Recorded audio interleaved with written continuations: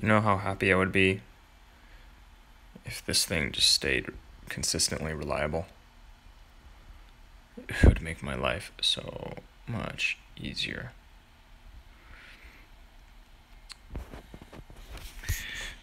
This is one of those things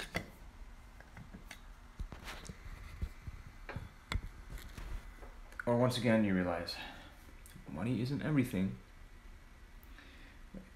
Having a bit really does help to solve problems.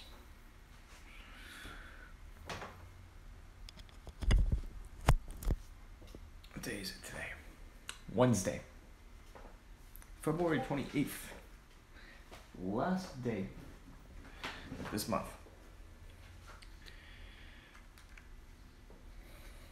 I've got to get my life metrics together. Absolutely have to. Sir Meme Lord. Morning. Defi. Good morning. I don't know why it is, but Streamlabs hasn't been showing YouTube comments inside of the chat overlay, which sucks.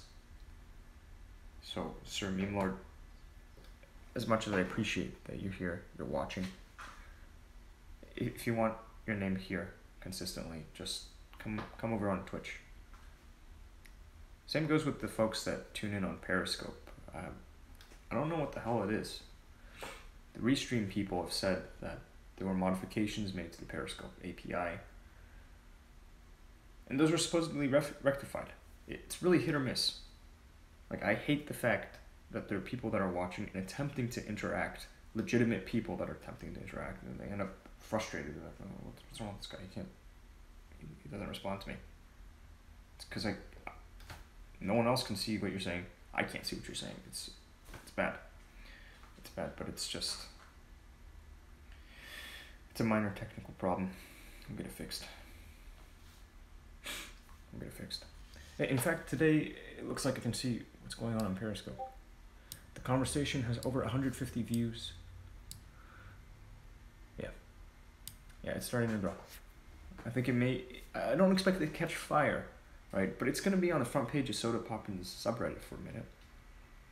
So it has potential to reach a lot of eyeballs. I mean, that sub's got what, like 12,000 subscribers to it? It has the potential to be seen. And the longer it stays up there, the more likely it is that Soda Poppin also revisits it. So like, takes some time and thinks about it. So I'm cautiously optimistic. And definitely really glad that you came to me and you just decided you wanted to share so openly. It's like, it takes some bravery to do that.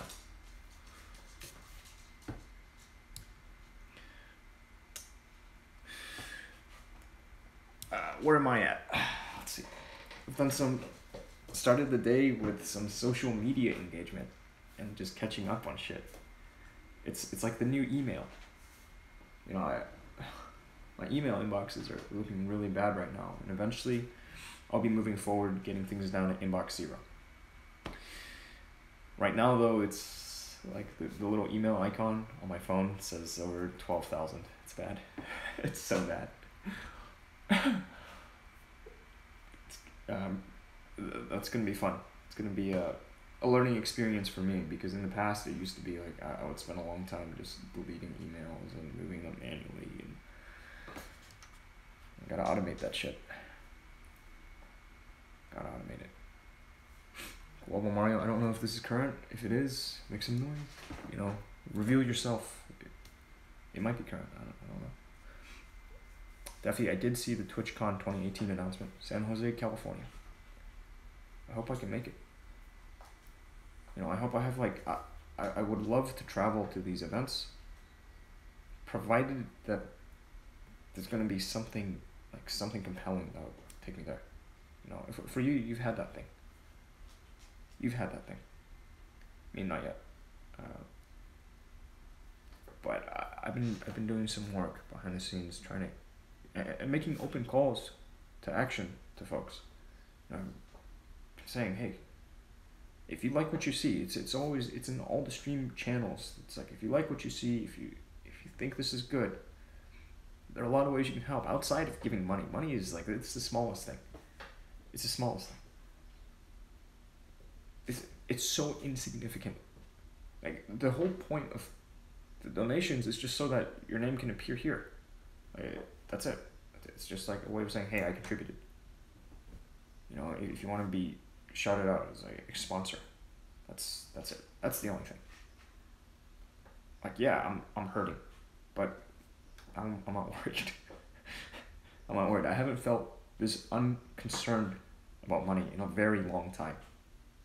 A very, very long time. And I think it makes a big difference.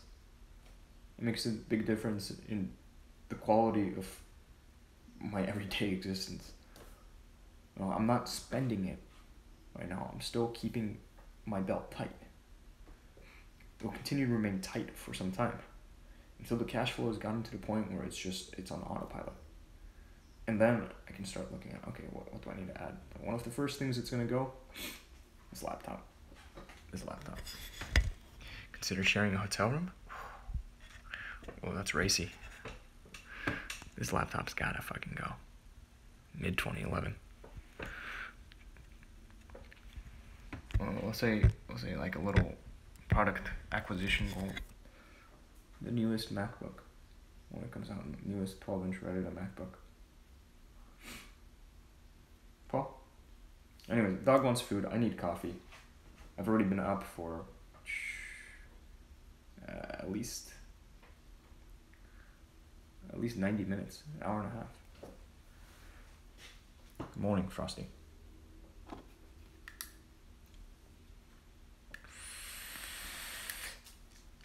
But Duffy. World domination. How we wake up in the morning. What are we gonna do today? Same thing we do every day. Try and take over the world. Try and take over the world.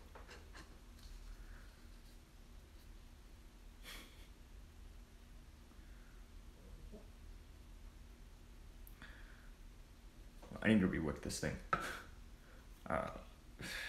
It's bad. It's bad. My throat, my voice is all super gravelly sounding to myself. I kind of like it. I kind of like it. I wonder if it's gonna stay like this. Yeah, my boy. You good dog. You hungry? You want food? If you want food, say yes. How many watts? Hey, now it shows up. Now it fucking shows up in the chat overlay. The Frosty on YouTube. How many watts? If you, like right now I have it set to 48.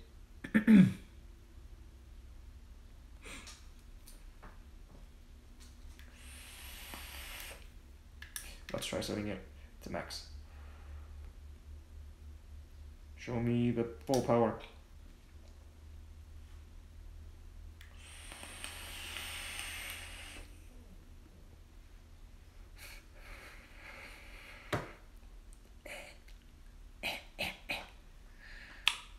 Fucking dry hits. Oh my god. Alright, let's not do 70.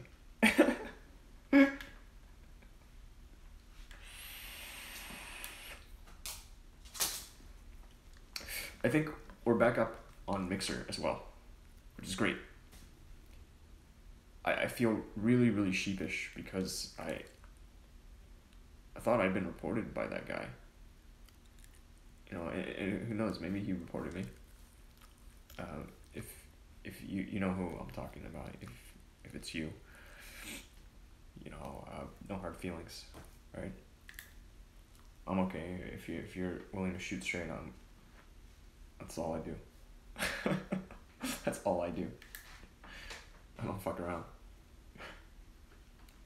But I missed the forest for the trees in this case, and failed to recognize that a Mixer community action team member, a guardian, was in my channel in chat trying to tell me, hey, you need to wear something more than that bathrobe. You can't expose your your breastbone.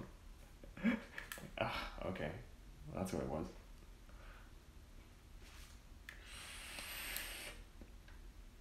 Eventually, we'll get Nightbot set up properly. There's so much I need to do as far as scaffolding and enhancing the resilience of this broadcast. These suspensions have been actually very helpful, really, really helpful in figuring out how to do things better, identifying weaknesses in the current stack. Like it's a breath of fresh air, that I don't have to spend all day. I don't spend all day these days frustrated at my workstation because it's crashing. Now I'm mostly frustrated by the state of wireless, right? Like right now, amazing. I know it's amazing. This is holding a very, very stable 30 FPS. Signal has just been peaked this whole time. It should always be like this. It should always be like this. No matter how quickly I'm running around through the house, I want it to be fucking rock solid. Because that's square one, right? Stability is square one. From there, all right, now you can start building. If you don't have a stable foundation, then, what's the point of scaffolding on top of a weak foundation? You're just wasting your time. Focus on the foundation first. How much was it? I dropped, I think it was like $80 back in the day to get this mod. Back in the day, this thing's old, very old.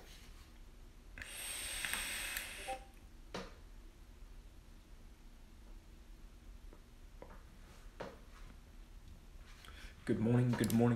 Nazorski is active inside of the Hovel Discord. Always looking for more viewers, interested parties to join up with the rest of the community, as it were. And if you're not already in the Discord server and you're showing up here every day, join it. I'm happy to engage with folks on and off the air. I want to have more conversations with viewers, listeners, live on the air. Like, why not? It's a lot of fun. You know how I sound. You know the things I like to talk about. I'm curious about you. Let me add some value to your life beyond what I've already done. There's a lot more that I'd like to do. Always open to feedback. No, like $100 and up. It's IPv2S. You can use !ESIG in order to see the details of the mod in the ADI. It's nothing to write home about. That's why I generally don't talk too much about it. This thing's ancient. These days there's a lot of cool stuff out there.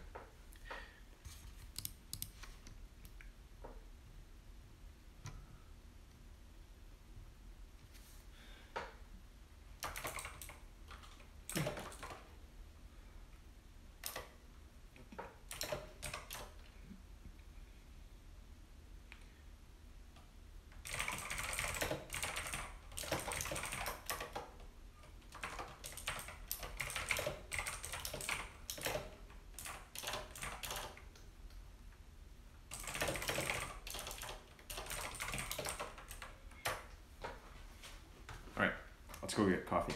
Get up. I could spend all day on the computer. Not trying to do that. Because I've done that for enough time in my life. Also, I slept something like, I don't know, somewhere between 4 and 6 hours last night.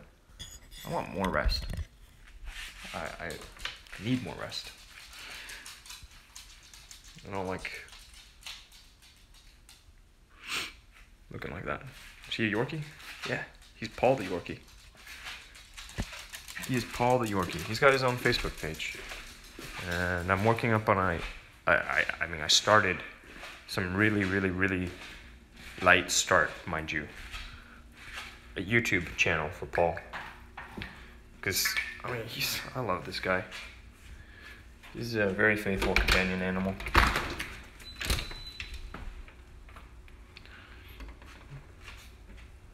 I want to go places together, huh? Travel the world with you. Alright, so what's up? Boil some water. Eventually clean out my sink. Fuck. That's gross. Yeah. I want this thing gleaming when everything's spotless.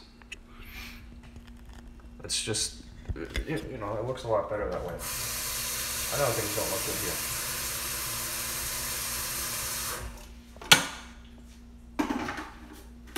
But it's a bachelor pad. It's bachelor house. It's too much for me. But I'm grateful. Grateful to be able to occupy this space. My little command center. My base of operations. For now.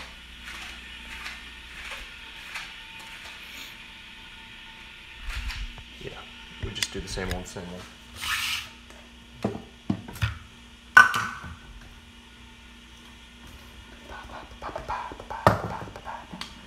Now, you've been here before, which you probably have. You already know. It's a little tough for me to keep up with chat, unless I'm sitting in front of the screen.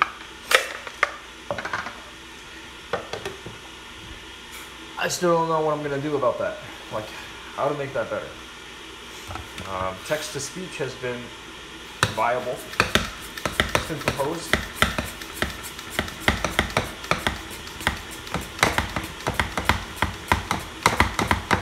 But in order to do that, I'm still gonna need a different device running somewhere. You know, I still need like proximity to a device, unless I go with some sort of wireless thing, and you know, sometimes there's just garbage. It could be too slow. That doesn't scale well. The thing is, it doesn't scale well. I mean, ultimately, live streaming as a medium has its limitations. I'm painfully aware of that. Gonna grind beans. Muting.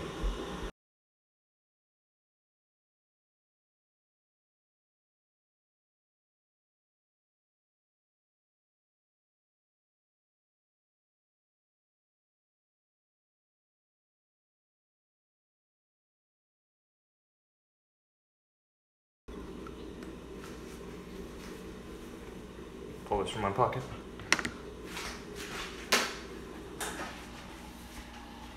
And where's my mug? I don't even have my mug here.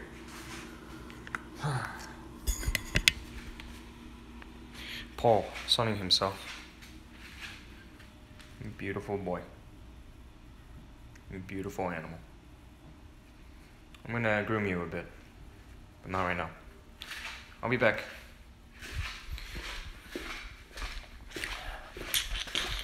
State of things, you know, it's not the greatest, but it's got potential. It's got potential. Oh no. Your Yorkie is dying slowly, very sick.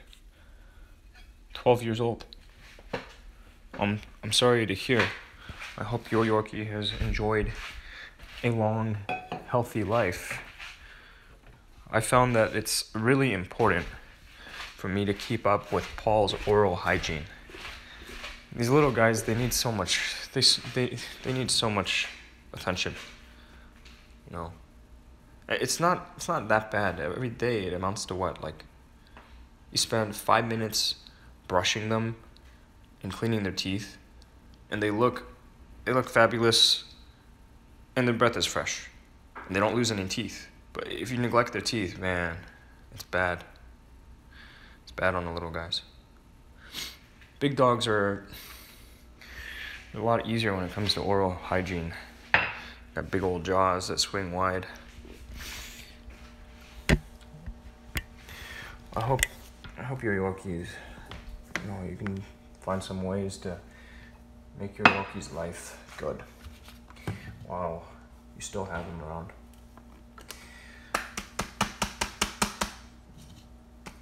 This is my, it's the first dog I've had, puppy to adult. Longest time I've kept a pet. 7 years now.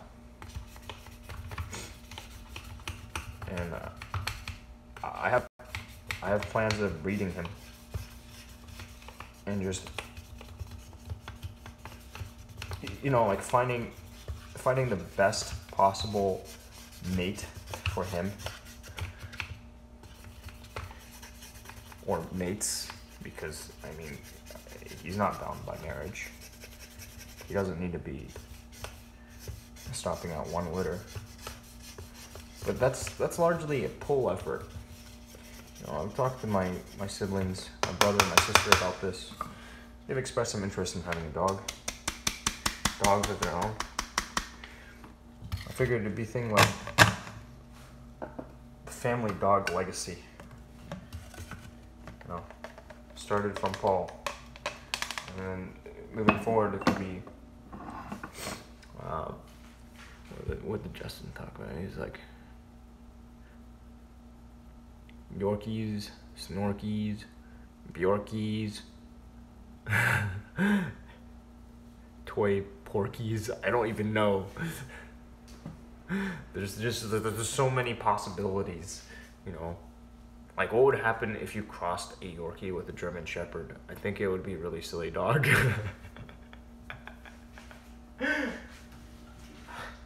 It would be a really, really, really goofy dog.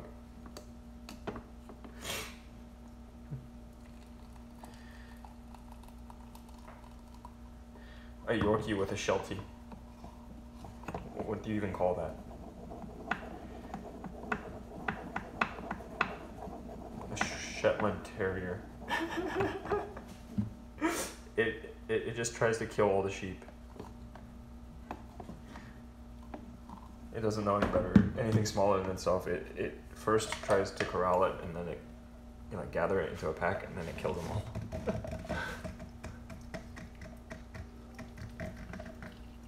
I like about this type of dog is he doesn't shed. He doesn't have those twisty hairs that get embedded into everything.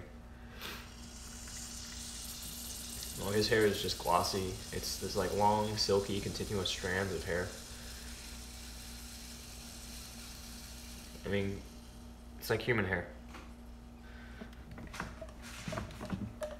Doesn't have that undercoat and overcoat.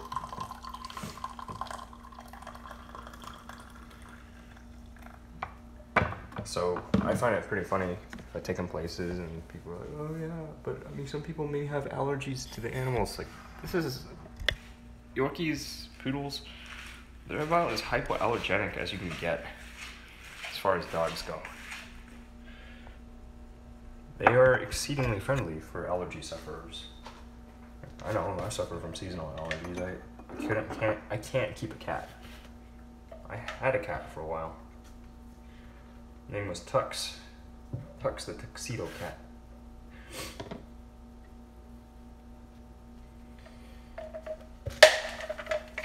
It's an interesting time. Unfixed male. They're pretty annoying. Unfixed male cats. They just want to be out there, romping around, taming that strange. It's in their nature. No, everything's cool. Oh shit. I gotta go to the stump. I need to acquire more milk soon. About time. Last time I went to the store, I bought six of these. I don't think I bought anything else. It was just 6 of those. I need to keep some bananas around here. At the least.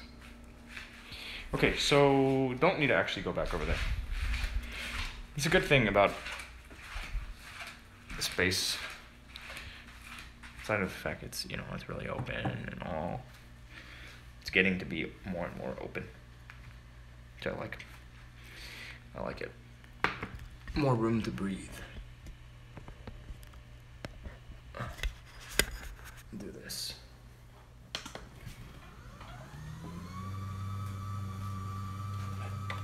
Let's see if I missed anything.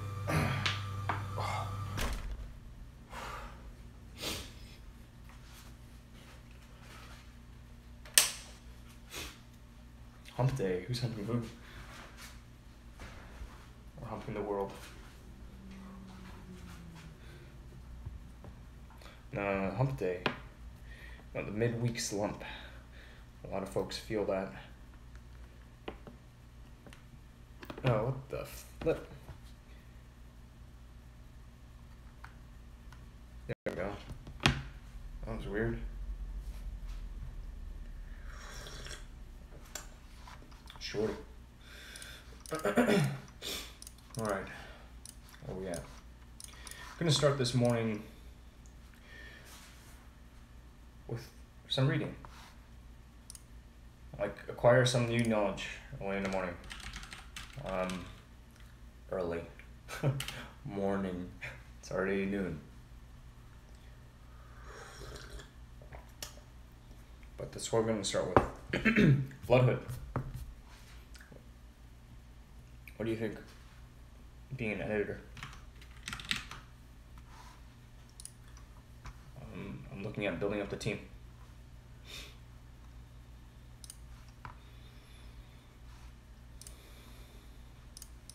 And given this time difference between us, your interest in catching the good stuff, my interest in making more of the good stuff, your interest in sleeping earlier,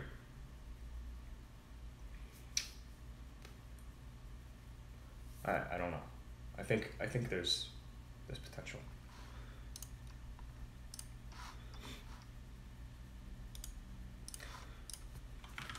All right, got that thing open in the background.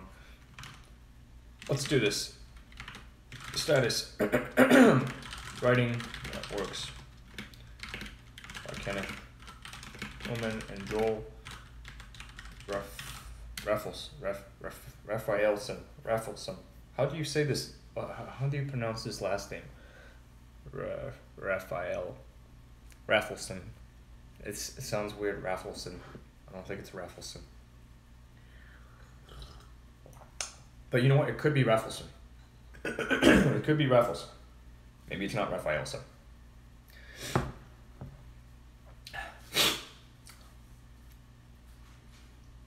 Alright. Let's do the thing. Let's see what this thing has to offer. Writing That Works by Kenneth Roman and Joel Raffleson. Writing That Works from 1981 is the definitive guide to business writing. These blinks are full of advice on how to write clear, compelling, and succinct business communications, covering everything from quarterly reports to presentations, emails, and even resumes. What's in it for me? Write your way to the top of the market. Success in the business world requires a wide range of skills and the ability to adapt to different situations. But there's one skill that's central to all manner of business tasks: writing. While some people might be good at writing casual personal emails, chances are they don't have the slightest idea about how to draft a compelling marketing pitch. If you're going to succeed in the world of business, you'll need to have a solid grasp of how to write for business in every possible context.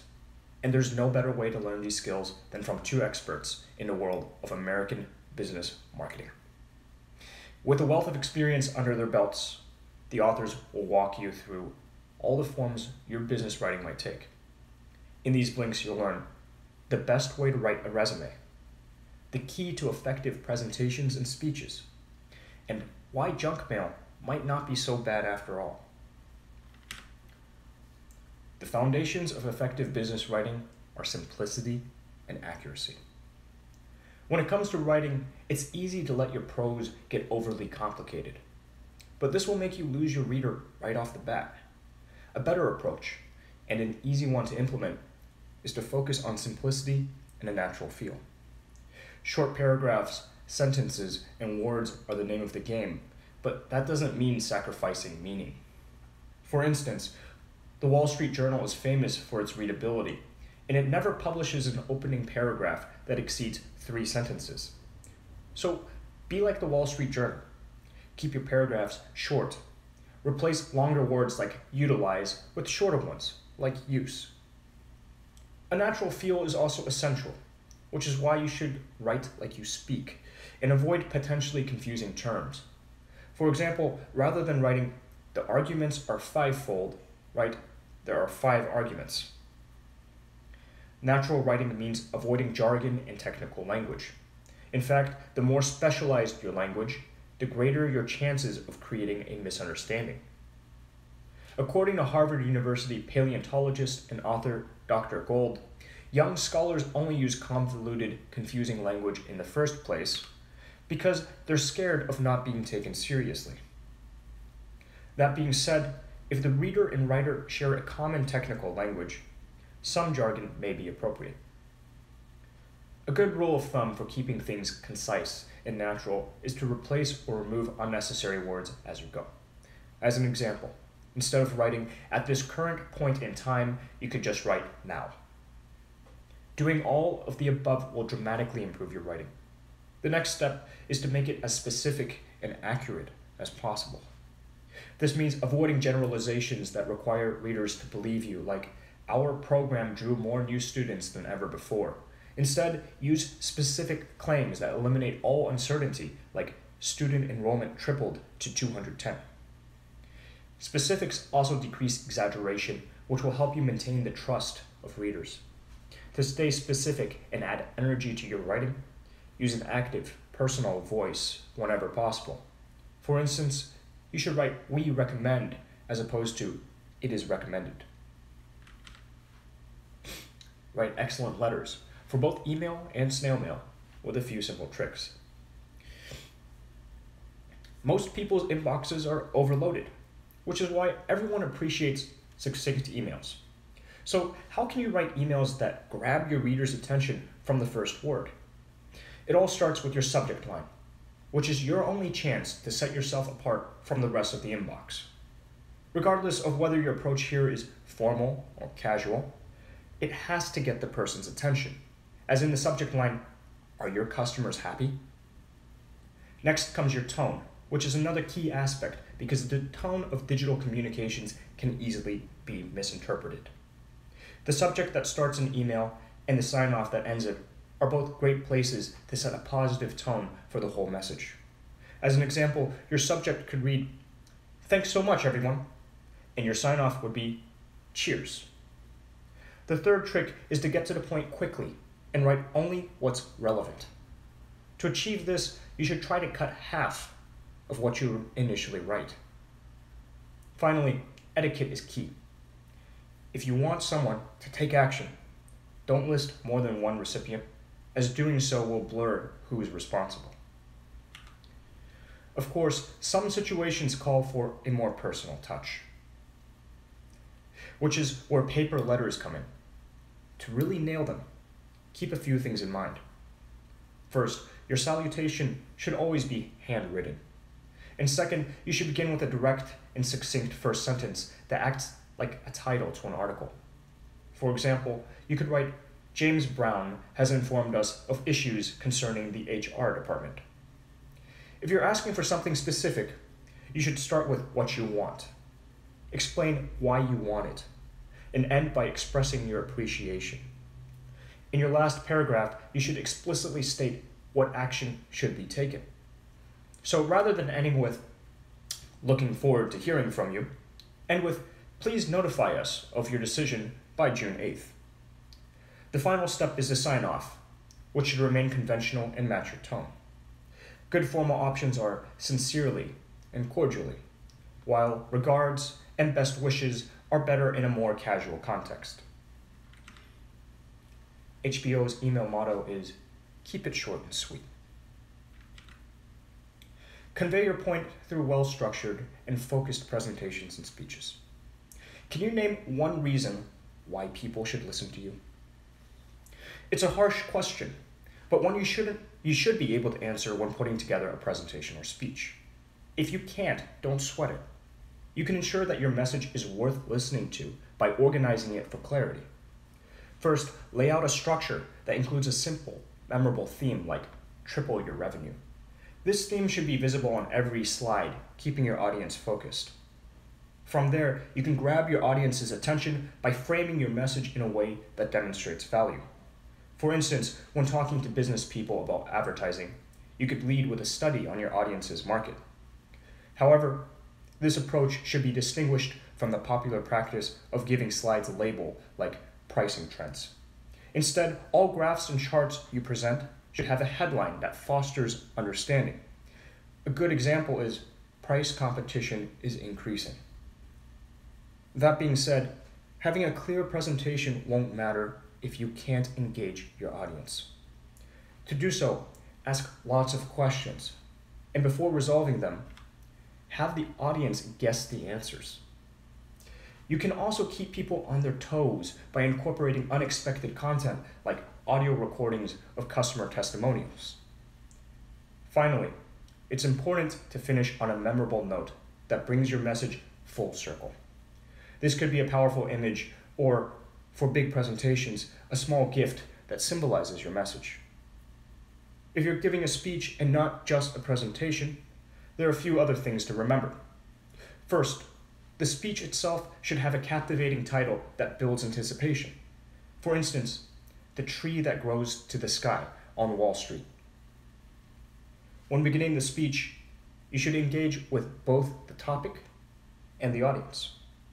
But immediately after, move to the single most important point. Don't waste any time on tangents. And remember, the more natural you can appear, the better. To ensure you come off as such, read your draft out loud.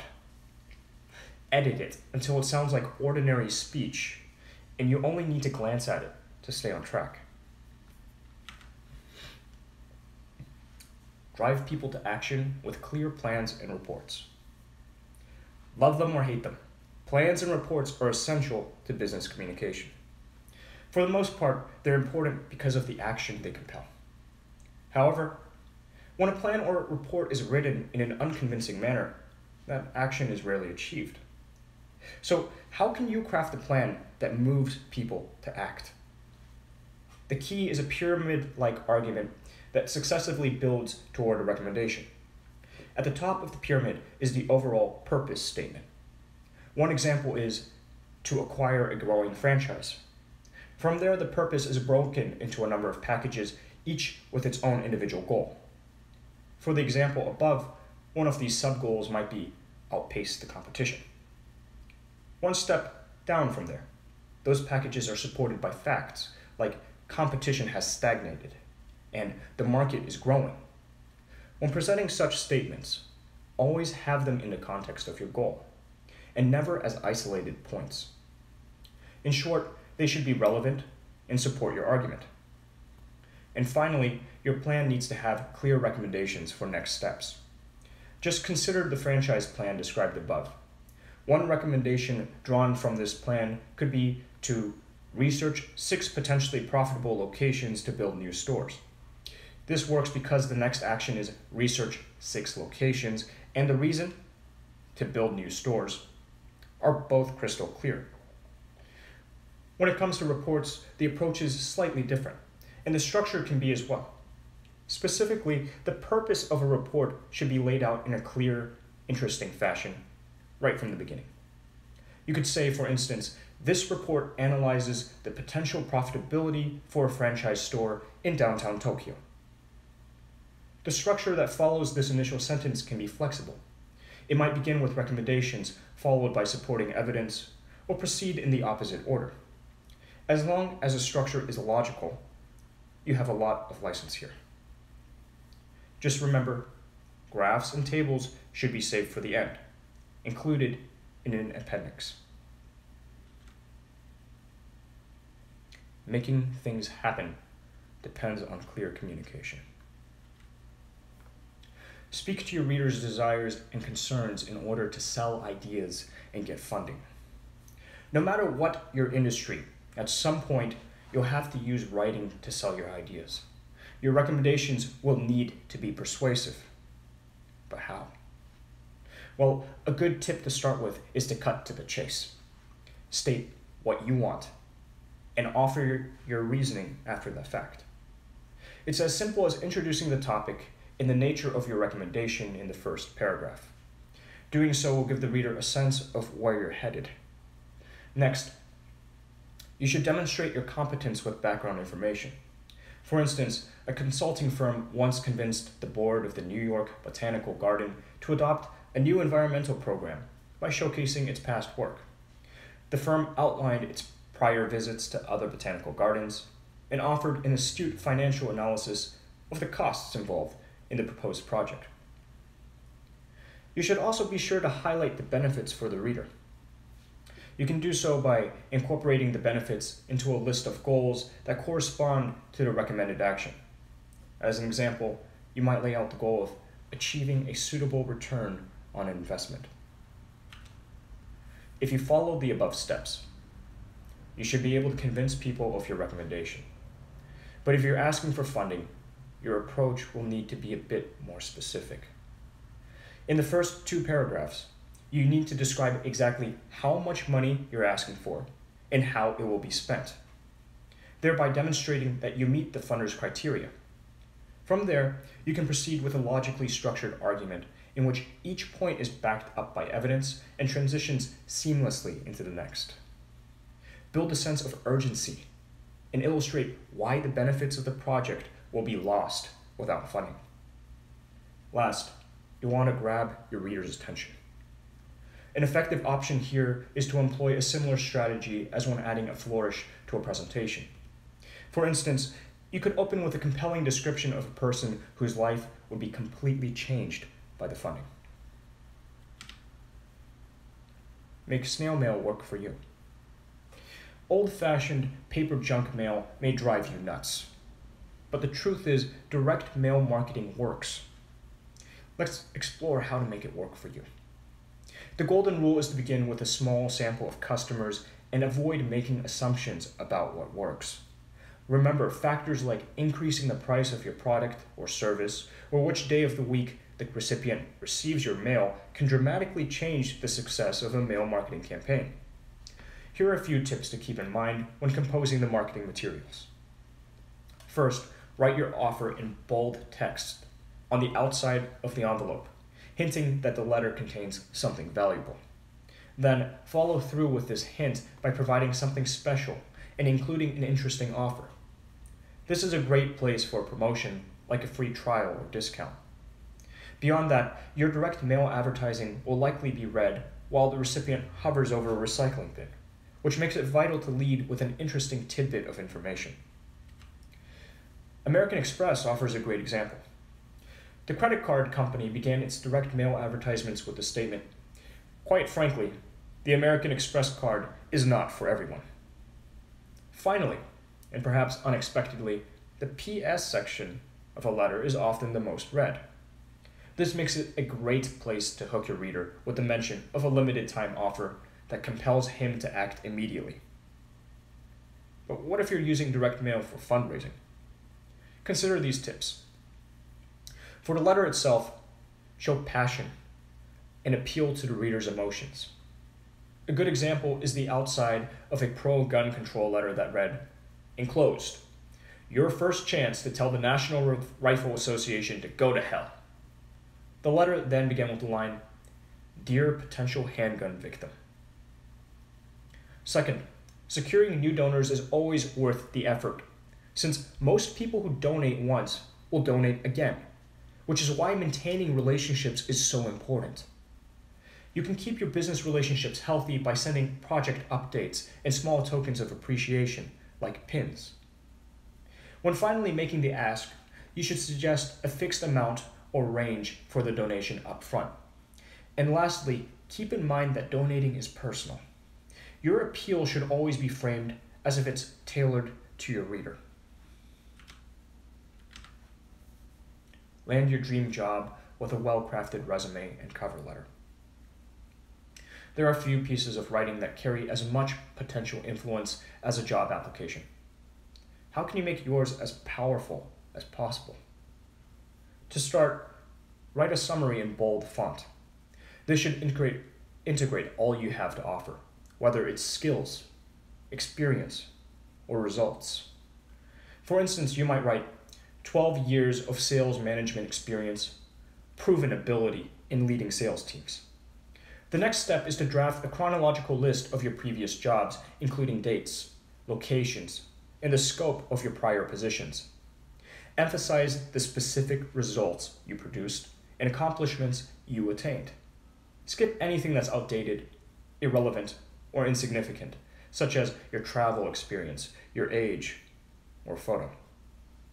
Once you finish the resume part of the application, you're ready to pen a killer cover letter. First off, address your letter to a specific person by name. Write, "Dear Miss Jones," instead of "Dear Creative Director." Next, lead with a direct statement about why you're writing, avoiding any roundabout introductions. For instance, you could write, "I am writing to submit my candidacy for the research analyst position." After introducing the topic, cover your primary qualifications. Only write things you would feel comfortable saying to the employer face to face. It also pays to avoid flattery. As with all good writing, get to the point and keep it concise. You should be able to communicate everything you need to in about half a page. Once you have done so, end with your next step, providing the days and times that you're free to speak and a time when you'll call to follow up. And yes, you really should follow up. It will make you stand out from the pack, and it takes no effort at all. After speaking to an employer, send her a letter that goes one step beyond a simple thank you. Write something meaningful, relevant, or relatable. You might comment on something the prospective employer mentioned that's relevant to the time you spent at a tech startup. Edit and format your final product for an inviting reading experience. You now know how to write your way through all kinds of situations. But before you send out your final draft, you'll also want to know the basics of editing and formatting. These final touches are indispensable, and during your first revision, you should cut out anything you think is not essential. If you need a little nudge, just consider the famous writer Mark Twain. He was a firm believer that cutting words adds energy to writing. And because of this, he believed in cutting 1 in every 3 words. Once you've trimmed the fat, you should consider if the order of your content is correct. If not, cut and paste as required. From there, you're ready to do a final fact check and consider the strength of your argument. Remember, a single statistical error can cause serious damage to your credibility. If you've been working on a piece for too long, your mistakes might start to fade into the background. To catch them, give yourself enough time between drafts and have another person review your writing. Both of these steps will help reveal mistakes that previously went unnoticed. Following all of the above will have your final product edited to perfection. The last step is to format it for a smooth and appealing reading experience. Start with a centered all-caps header to grab your reader's focus. Then break your text into short paragraphs, which will appear neater and more manageable. To create even more room in your piece, separate paragraphs with line spaces rather than indents. When it comes to adding emphasis, italics are a better choice than underlining or colored text. And you should save capitalization for words that demand some serious oomph. Finally, to keep your reader following your train of thought, guide her with a few formatting tools. One is to use bullets, numbering, or lettering to break things down, while another option is to introduce subheadings. Or if you really want to be effective, use numbered subheadings written in bold and with ample space above and below them. Final summary. The key message in this book. Business writing is about clarity, brevity, and attention-grabbing rhetoric. Regardless of whether you're writing a work email or marketing copy for an advertising campaign, your goals should be to communicate your point succinctly, take your reader's perspective into consideration, and adhere to a tight schedule. Actionable advice. Handle gendered pronouns appropriately. In English, we sometimes use the collective pronoun he as a default to refer to both men and women. When used all the time, this results in problematic, old-fashioned sentences which exclude women, like, every writer hopes that he will leave a legacy. That said, replacing the he with he or she can be awkward, and using the plural they is grammatically incorrect. So, what's a gender-enlightened writer to do? In most cases, you can simply change the subject from the singular to the plural, as in, all writers hope that they will leave a legacy. If that doesn't work, be inclusive by alternating between he and she throughout your document. Suggested further reading. Pitch Perfect by Bill McGowan and Elisa Bowman. Pitch Perfect presents advice and principles that can help anyone to communicate more effectively. It teaches you how to present an argument or story with confidence, in a memorable way, and how to make your points with more precision. The author introduces 7 principles that will help you to use exactly the right tone in both your professional and private life. Nice work, you finished this one. Okay.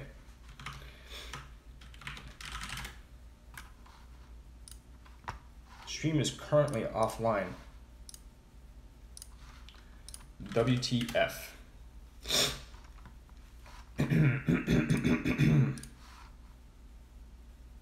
How? I don't believe. If it is, the stream has been suspended. Fucking piece of shit. I guess that's why there was nobody there, but I'm frankly shocked. I sent in my appeal already. I'd already done that.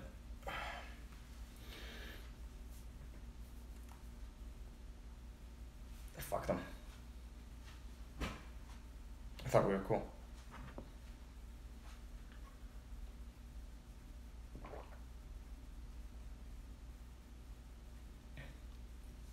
All right.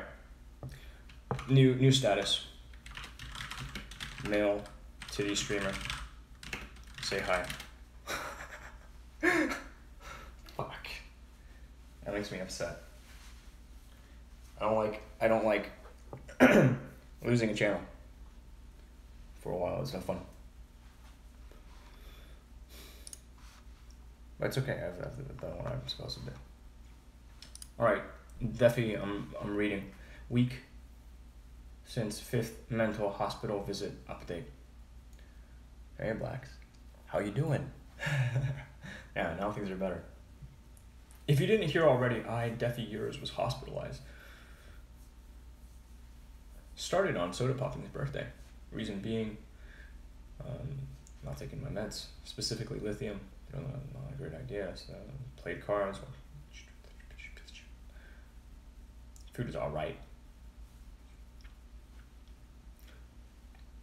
Dude, I feel like I really need to put some time into just making the next life metrics video. Because it's going to take me a while to get through it. Like to compile the metrics and go make something. But I may spend some time on physical activity too. There should be no days where I do 0 physical activity. Since I got back, streamed every goddamn day for an extended period of time. Reason partly being that I have no job at the moment. Hey, me too. I know how it feels. And I wanted to make the most of my time and efforts, even if in some people's eyes, all my time is spent sitting in my chair expecting chat to magically appear. I don't do that. I'm always working, man. You gotta keep on working. You gotta plow forward on something. Or sometimes you deserve a break. You just sit back and just chill. You know, you don't have to always work. You're better off taking breaks. refocus. After I was free from the system and back home, I got back to work. Good. Started to network harder than I had in the past by going outside. If, for example, meeting people on, this is Omegle. I don't have that. I guess I should try it. I mean, I could do it live while streaming to my other channels. Thank you. Thank you, Blex. Hey, is it true that showing the palms of your hands is considered really disrespectful in Greece? Like, do people still feel this way? Because I remember reading about this in a book on body language. Thought I'd ask, since I know you're from there.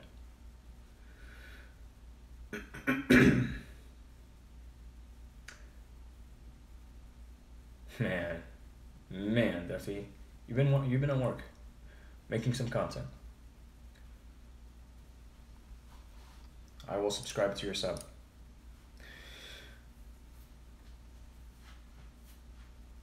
Yeah, I mean, showing your palms like upturned, this is definitely a sign of honesty, right? Or like, hey, I'm open to your feedback, right? Or look, anything you could give would help tremendously. I'm so, you know, things like that, definitely. As opposed to, yeah, so that's not gonna work for us, you know, like that shit. It's different. It's very different. You want to display open language, right?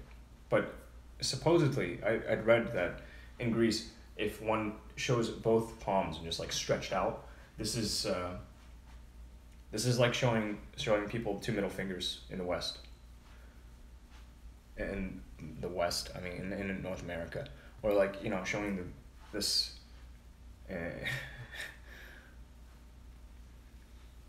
That's what I'd read, but I don't know if it's factual.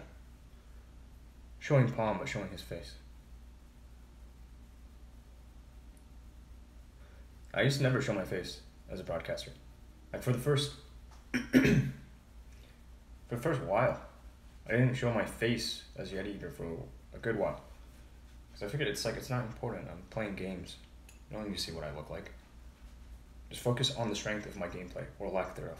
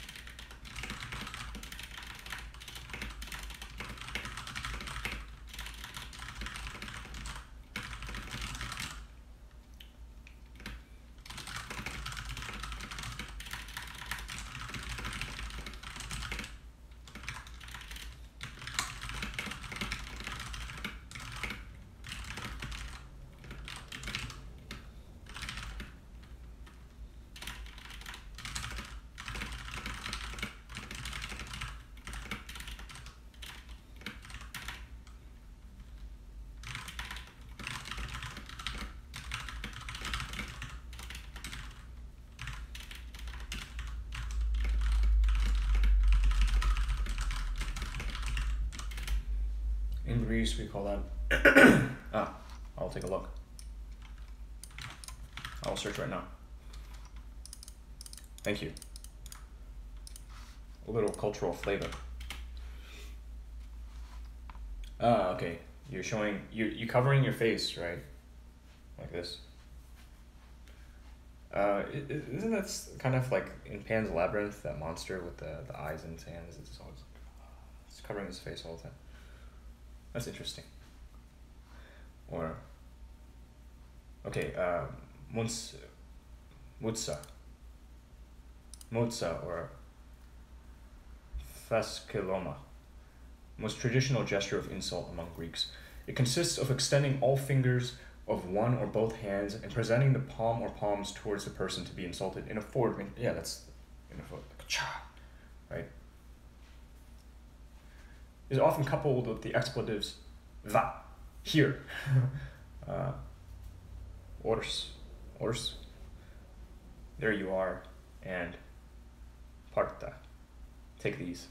The closer the gesture is to the other person's face, the more threatening it is considered. An even more offensive version is achieved by using both hands to double the gesture, smacking the palm of one hand against the back of the other in the direction of the intended recipient. It's a, you know. If a Greek wants to hand signal the number 5 to someone, they take care not to overextend the fingers, so kind of cupped, right? Or to face the palm toward themselves and the back of the hand towards the recipient, intended recipient signal, lest it be mistaken for what's okay. Bounce on my boy's dick to this for hours. It's so hot. I'm like, Bane, please put a shirt on before I come in. One of was like, oh, you're so sweet.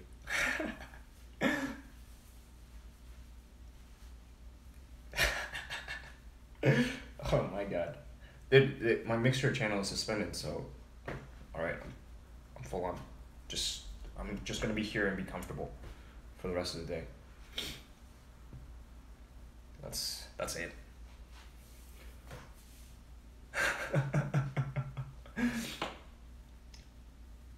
Back in the ancient years, the gesture was used as a curse. It said that even during the Eleusinian mysteries, it complemented verbal curses against evil forces. Skål. Mutsa.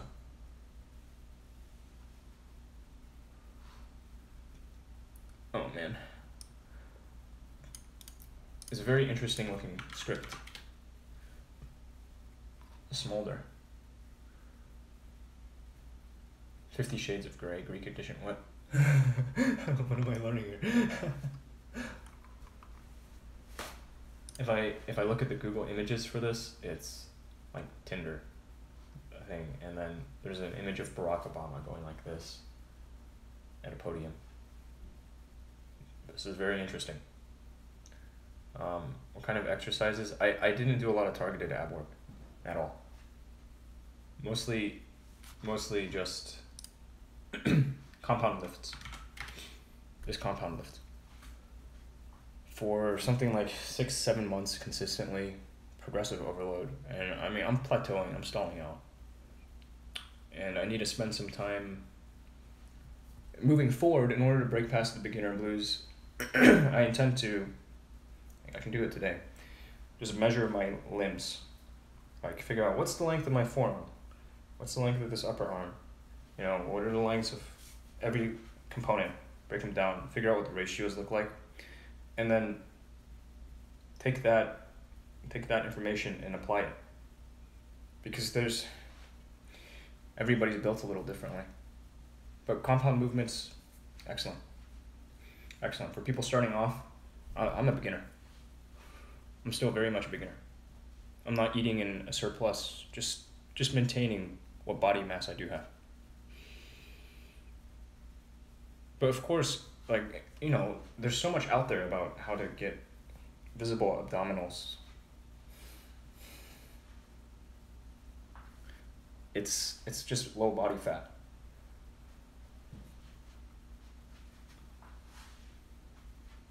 Then you get it. Because everybody has abs.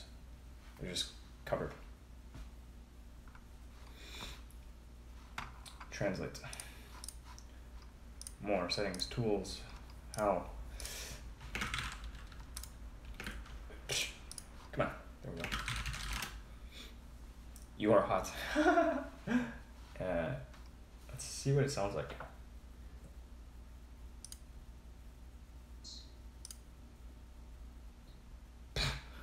Frickin' A. Here, how do I keep it from ducking?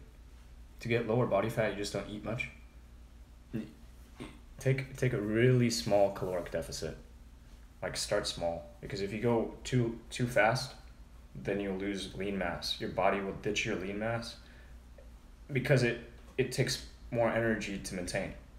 Right? It will think that you're in a starvation state. So avoid starvation states.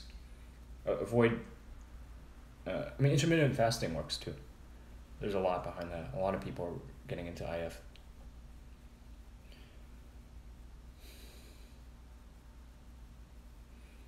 Thank you, Blacks. Blaxo Basilis Astis Blaxius.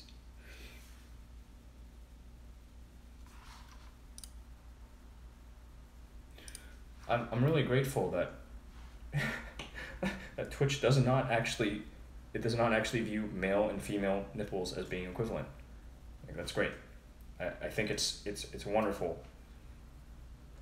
I wish they were equivalent and it was just equally acceptable for women to leave everything bared as it is for men. And it's just, I guess it's very much an American thing. Like, nah, you can't show nips. Nipples are bad. They're private. What? We all have them. It's nothing crazy.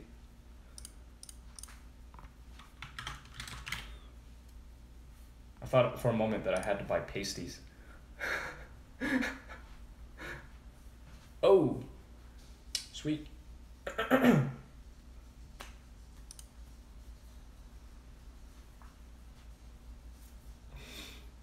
Oh, sweet. They're willing to give me $30 credit to boost a post on Yetieater, it's a Facebook page. Dude, I should boost something. I want to boost this one post. I need help. Like, I need fucking video experts. I'm no expert. Dude, I'm just a guy with good credit, who can speak a bit, likes to write, has a dog. I mean, I know what I've got. But this is good. This is an opportunity to just go spend a little bit of money and get a kickback, a rebate right away, and potentially reach more eyeballs. That's good. It's actually, like, it's pretty easy then to get started. Look, what's this credit about? To your ad account when you boost a post on this page. Like, what if I just set a budget of $1? Run it for a little bit, and you get updates, tips for ads or created. Sure, why not? People you choose through targeting. I have United States, Texas, interest in music, business, entertainment, and entrepreneurship, or public figure. I'll play with this a bit. I want to actually do some ad runs, because now there's a bit of a budget. There's a small budget, and I need to attract more collaborators, and I need to build a team. Exciting times. So, hey, you hungry? You want food? If you want food, say yes. If you want food, say yes.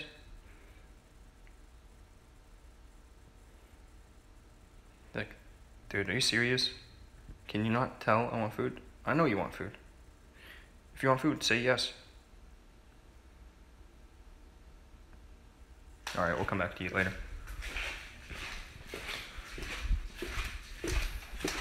Trying to learn to communicate more effectively with animal, or teach him to be a more effective communicator.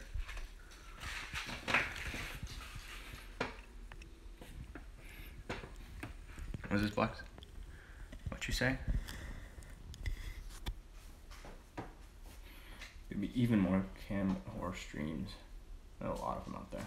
Yeah, I mean, I don't know, man. I don't know that if society made it, if it was socially acceptable for women to show their nipples just as much as it is for men in public, I don't know. I think that because people end up being so exposed to it, they would eventually start losing a bit of interest, right? It's like, oh yeah, I already see so many tits in my face all the time, like, I'm not gonna go on the internet looking for tits. You know?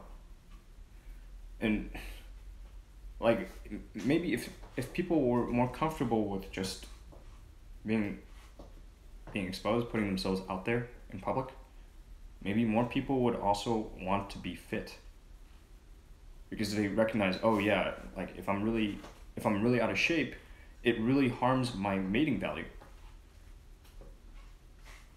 And everybody else out there that's like, look at these people that are just like, everything's hanging out there. Wow, they're doing great. You know, they look like they're so much happier. I want to be like that too.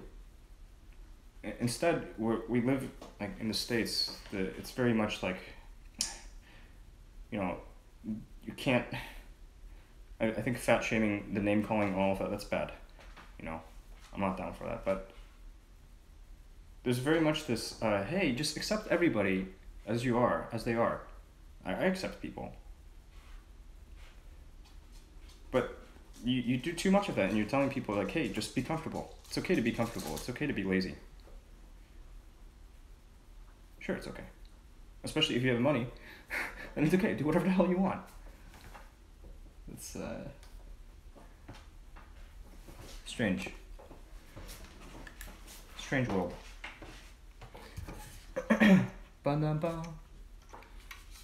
Thank you to the man who donated this to me. Who sent this. Thank you. I really like it. I will use it more. It's an excellent mouse. Titty stream limo. They bounce? I don't know if they bounce. I guess they do. A little.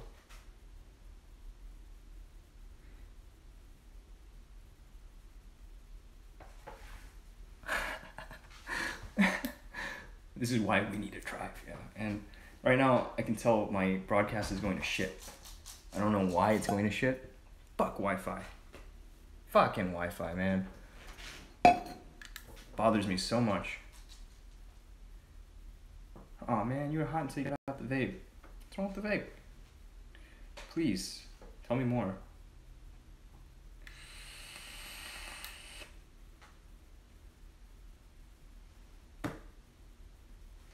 Like, why do you think the vape is something bad? Is it because you associate with, like, why does it have this negative association in your mind?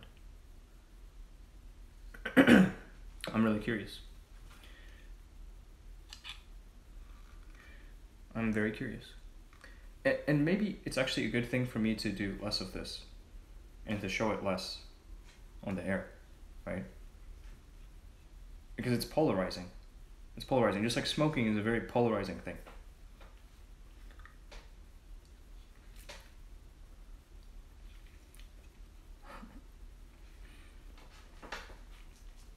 Come.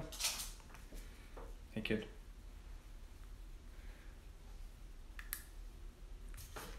Lol.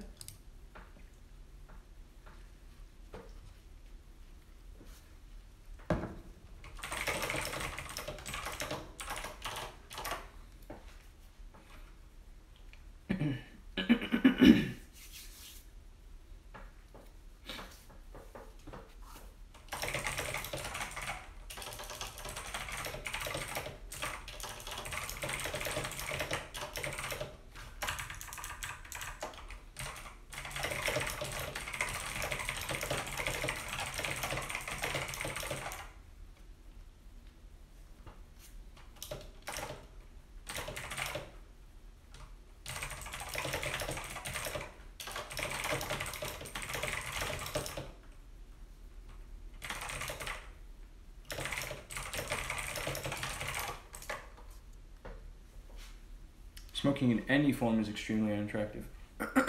Gotcha. You ever smoked before? Plain reality. What about pot? I agree. Smoking cigarettes it's a very, very foul thing, you know. Cigarettes, when I was a kid, I really liked when we spent some Chinese New Year's visiting with family, and a lot of Chinese men smoke. So I remember they'd have their packs of cigarettes, and I really liked the smell of the tobacco. It's very, very fragrant. And in Chinese, the word for cigarette, or the characters for cigarette, it means fragrant smoke. The smoke I don't like. I don't like the smell of burning tobacco. I find it offensive. You know, it personally just like it's offensive to my sense of smell. Don't like it. But before you've burned tobacco, there's a sweetness to it. There's a really nice quality. I always like that. Good night, Bloodhood. You're inhaling something your body isn't naturally meant to inhale. Yeah, I mean, it's a substitute for smoking. Vaping is a substitute behavior for smoking. I agree with you, and it's very much the same principle. You're taking something into your lungs, right? But I mean, we take air into our lungs. This is very natural. We take water into our lungs. We risk dying. We risk drowning. This is bad. But asthmatics, they use inhalers. They have this aerosolized stuff that they take into their lungs, and it helps them. Everybody is capable of using an inhaler. And some people do it, the bronchodilator, just because they like it. We're talking about whippets with Duffy. He likes whippets. He's like, yeah, nitrous oxide. I mean, you know, the dissociative effect. I think it's a good thing. He was saying, like, wouldn't it be, we were just talking last night, like, wouldn't it be so cool if in organizations, he was saying, like, if everybody in society was just using this, like, low-level dose of amphetamines, like, everything would be so much more efficient. People would, like, all start to give more of a shit about their work. It's true. It's probably true. Like, you got everybody on, like, a really low dose of Adderall. Yep. And amphetamine.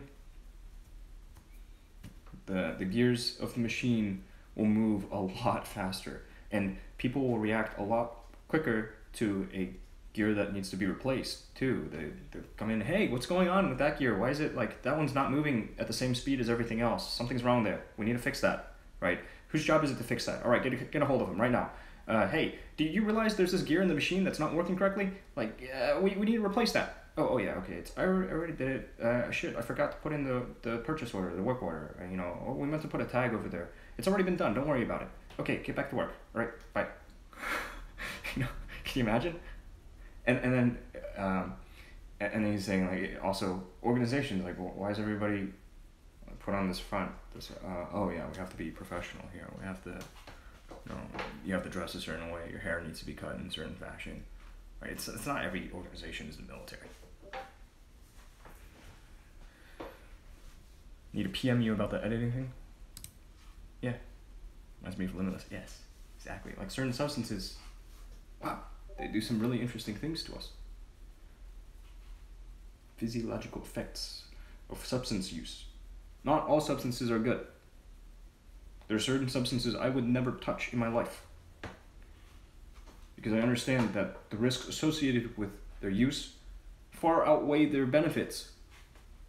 There's nothing in it for me, right? Like, I don't have anything I'm trying to hide from.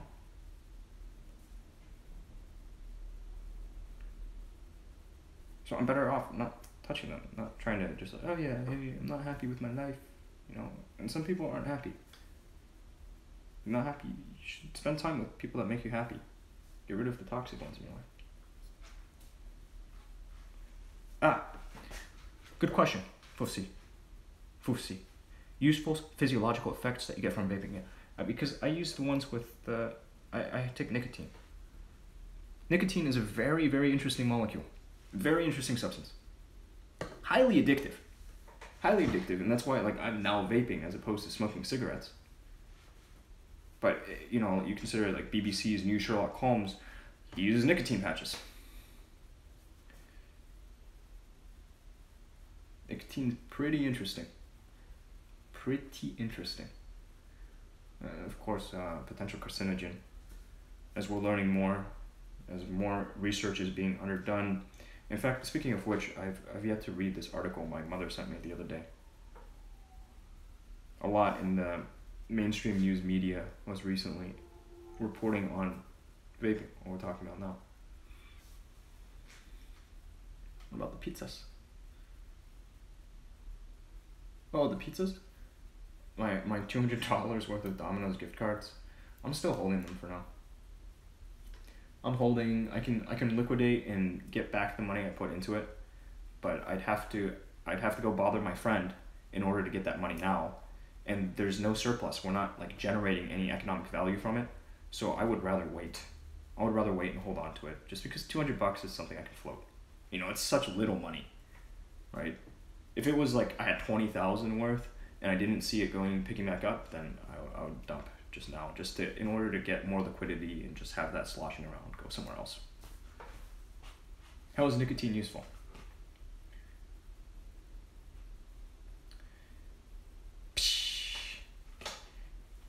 Definitely. Maybe. I should, I wonder if we can get you like a certain role. Yeah, I think Twitch is pretty limited in that you can't give badges to people unless it's a sub badge. I don't like that. I wish you could badge people. Like, you know, a troll, obvious troll comes into your chat, just give him a dunce cap. You know? Or like, this troll badge, that's it. Ignore the trolls. Don't feed them. Smoking for almost 18 years and 9 years before she started chewing gums with nicotine. Still does it, yeah. Nicotine is very, very addicting. Highly habit-forming drug. Molecule. And the first time anybody tries nicotine, it makes them feel like lightheaded, a little nauseous, because it's poison. It is a poison. But it's pretty interesting. It's a pretty interesting molecule. And it's tough to get off of. I have spent some time off of the nicotine. For example, in the time I was at the University of Missouri, I went to the student health center, and I went to one of these like stop smoking things.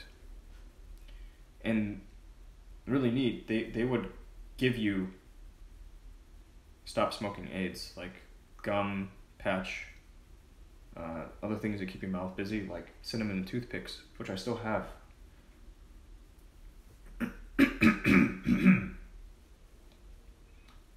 I think I'm better now. Oh, baby.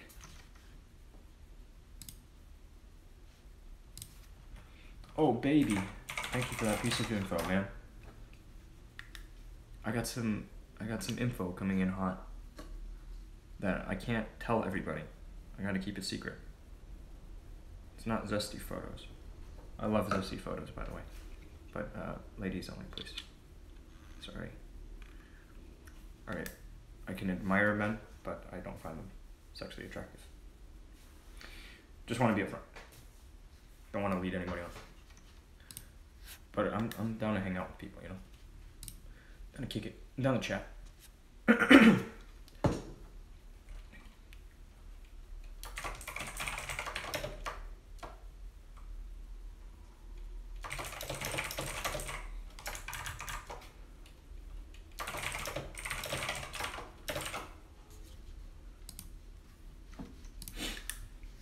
Really cool.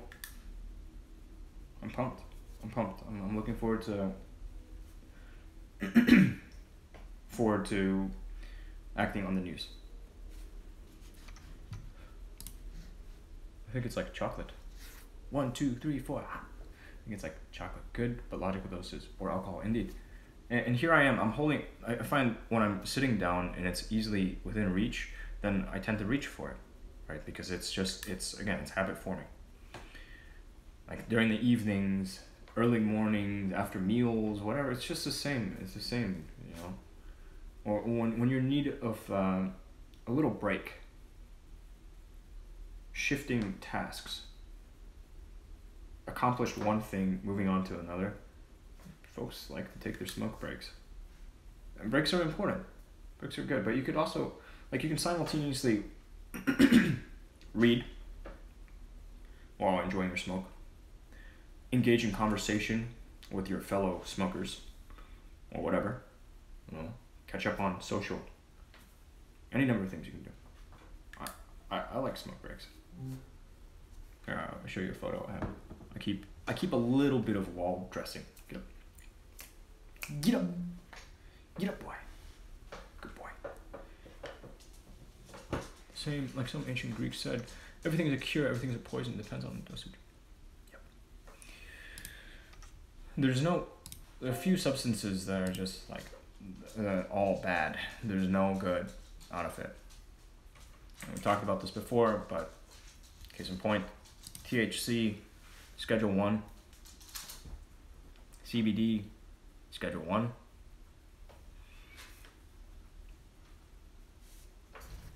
alcohol, the legal drug of choice. But there was a time where we had that prohibition experiment, remember? Now, images I keep on the wall. I get the Marlboro mailers, so I have things like this one. This is a beautiful image. Beautiful image, you know, it captures so much. The rugged individual. Rugged individualism in America. Riding a Mustang. Damn, this girl's got nothing. Yeah, I know. I've had this this viewer come and say before jokingly, "Hey, I need to buy you a bra."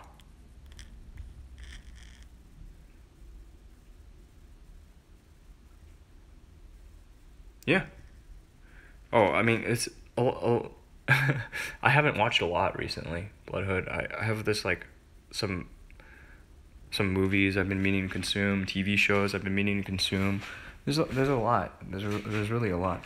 In fact, like I'm here right now, and I really wanna get this stuff organized a bit, man. It stresses me out so much. Look at this. This is actually neatly bundled up. A lot of the stuff is neatly bundled up, which is good. Which is good. It should not be bundled up. You don't want plastic. Kept a lot of plastic through the years. Figure some of this out. Things here.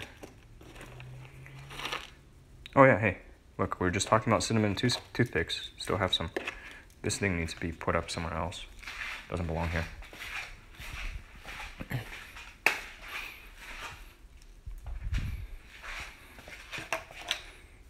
Sorry, I know I'm doing like 360s. 360 no scope.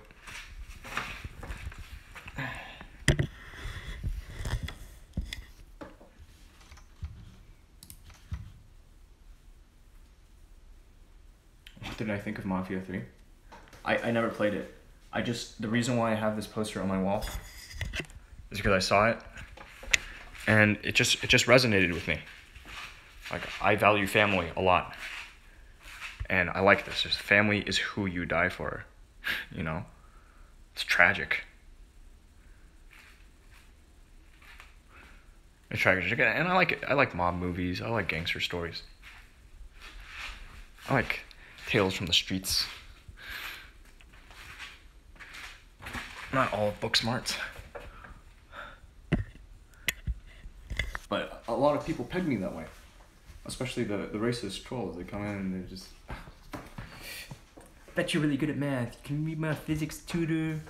You know? Shit like that. Like, motherfucker, I need help on math. You assume you make an ass out of yourself. Right, I mean...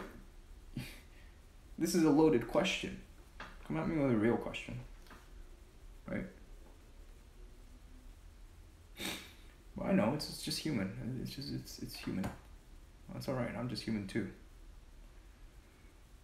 I also categorize people. But I try to give people the benefit of the doubt. It's something my father told me. He tried teaching me a lot of things. And I'm sure he still has a lot to teach me. You just need to spend time talking about those things.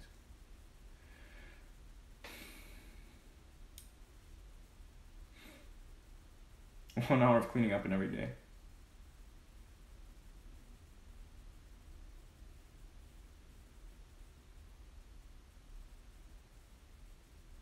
Why do you think we have to keep racism alive if we all do the same? Look.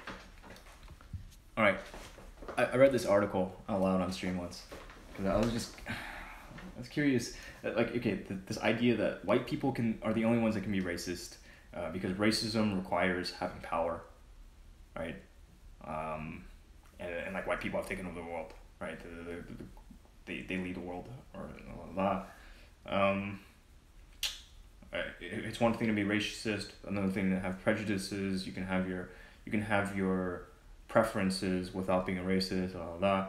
And there's one article, Huffington Post, talking about Lady Gaga. She posted on Twitter, hey, how can we non-racist white people, she used this term, non-racist white people, right? And the author was talking about forming this distinction between non-racist and anti-racist. Like, non-racist indicates that you still, like, you're like, I don't hold the racist beliefs, but I'm not willing to do anything to change the situation, right? And that's what the author, that was very interesting. Very interesting. Because racism is a thing. It's just terrible. It's terrible. Like, there are a lot of good people out there in society who recognize that individuals offer unique strengths, and we would get so much more shit done if, instead of favoring one group of people or over another, just like, okay, let's try to fill our organization with the best people, right? As opposed to people that all look like us. I'm a fan of meritocracies to some extent, but at the same time, I believe affirmative action is also very important. Like, socially, highly progressive, economically quite conservative. I have this. Like, why do I keep this? I've shown this on stream a number of times. Most recently, led a bit of a discussion about firearms in America, and I mean to highlight this. I mean to highlight that content because it's timely and relevant. I got a lot of shit I can talk about, and a lot that I want to write about, a lot that I want to share more broadly. There's a reason that people like me hold on to these. People like me, I can't speak for everybody who owns a gun.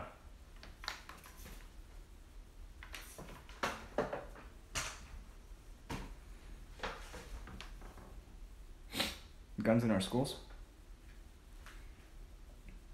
I'm more leaning towards the opinion that gun-free zones are easy pickings for people who want to cause violence through firearm use.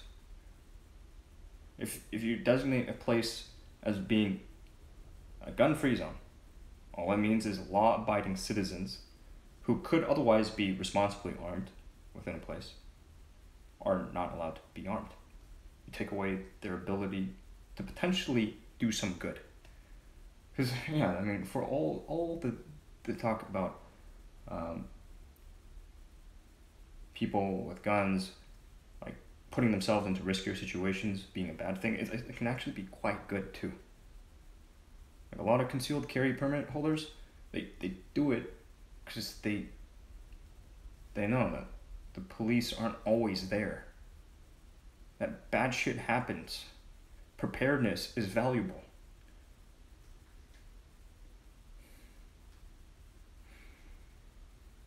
So I've been a fan of the idea, like, hey, why not have more armed people inside of schools? Why not arm some teachers before it became this thing that Trump was talking about? Because I recognize that if there's a high enough proportion of folks inside of a place with firearms, like, it makes it very risky to go in there with your own firearm trying to cause some harm. Right? Like, there's a reason that bad guys, if they're going to go, like, rob a joint, they're usually not robbing gun stores to get more guns. Reason being because every fool inside of that gun store knows how to use their gun. The employees, they're carrying like full-size 45s on their hips, just ready, 2 mags.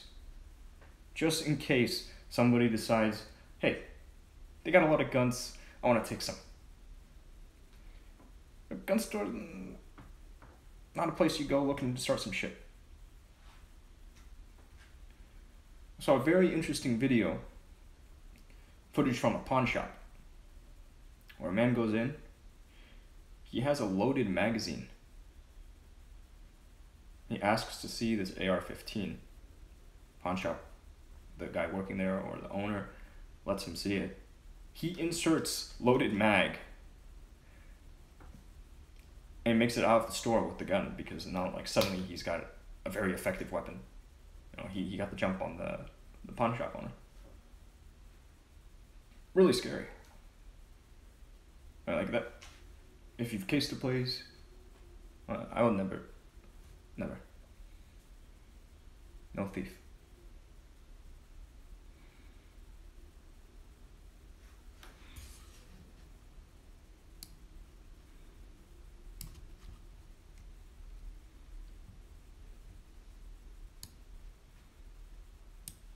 Yeah, Wygun, Twitch, Nightbot on YouTube doesn't have some of the same commands. It doesn't share access to the commands that Nightbot on Twitch has.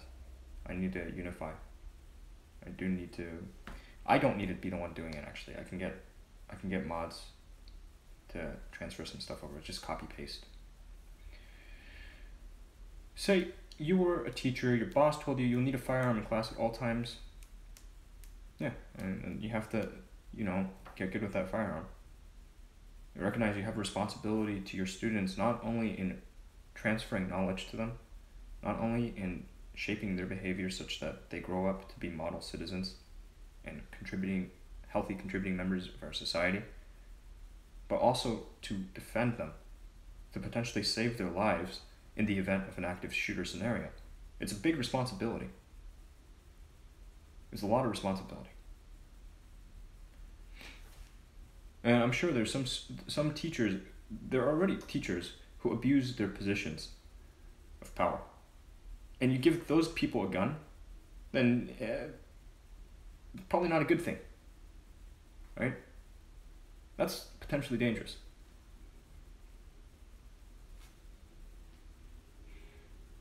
Or you throw yourself in harm's way to save your students. I think I answered it.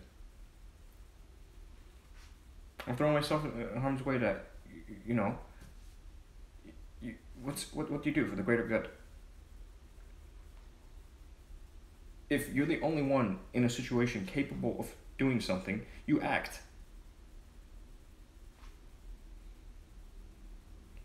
And this is how I am in the video games. I'm playing first-person shooter games. I'm leading my squad, and if I have people who, once the firefight begins, bail when we have the numbers, then I know I can't trust that guy. He doesn't have my back. You can learn quite a bit just from these team-based games. Now,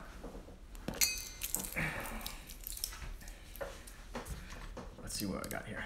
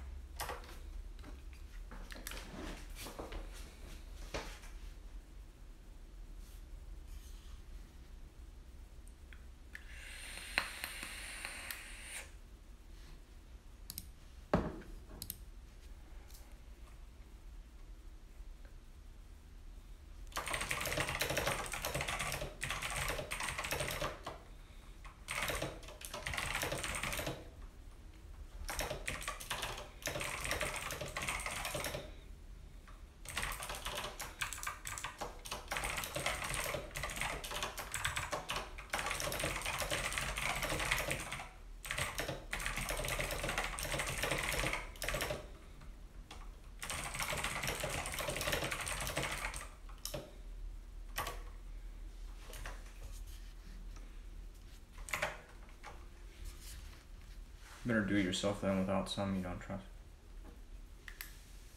Yeah. Absolutely. Heroes are just everyday people that are wired a little differently. That decided to take action in a moment where it was required. House moms can be heroes. Can become quite heroic if the children are in trouble. They can become superhuman all of a sudden. It's incredible. People can lift cars. It's fucking nuts. People are very, very capable of both tremendous good and tremendous harm.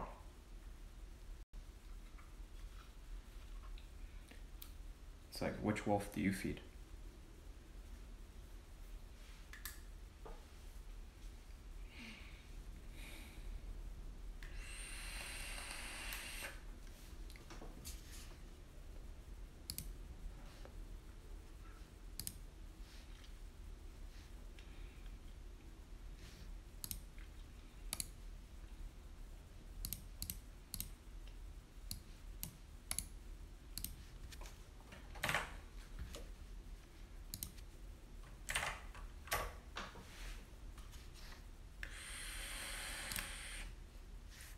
Exactly.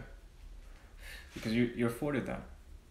We have the liberty to act as we choose, within, by and large, constrained by law, right? Keeping with some degree of rationality.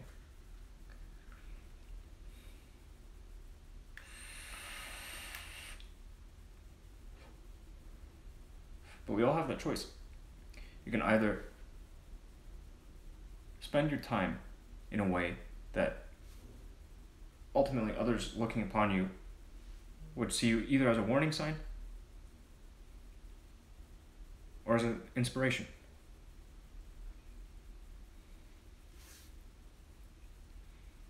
Me, I've been the bad guy for a while.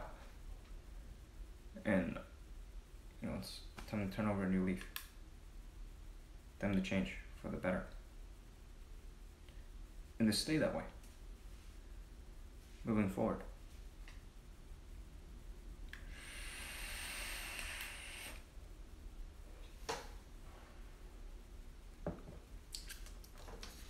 I'm inclined to break this news, dude, because it's already public. It's not. There's no privacy. It's not private. Well, thank you. 1, 2, 3, 5. Thoughts on Fortnite? It's a great game. I like Fortnite. I like these battle royale games, especially playing in squads.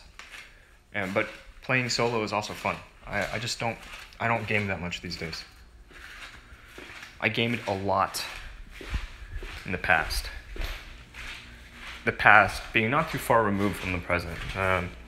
But at the end of May, I stopped gaming. I stopped gaming regularly. I gamed for about a month again on Destiny 2's release. But I haven't, I didn't go on to buy any of the DLCs. Fortnite's great because it's free to play. It's got a very active community. The developers are receptive to feedback. They iterate on their product.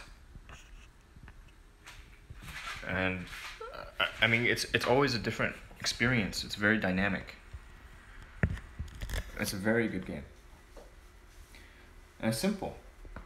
Like, it's easy to pick up, but really difficult to master because of the building mechanics.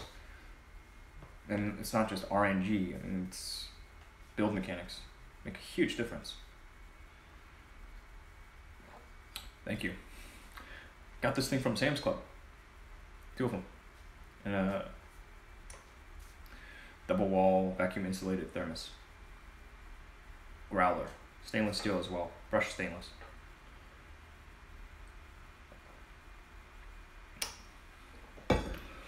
So what to do today?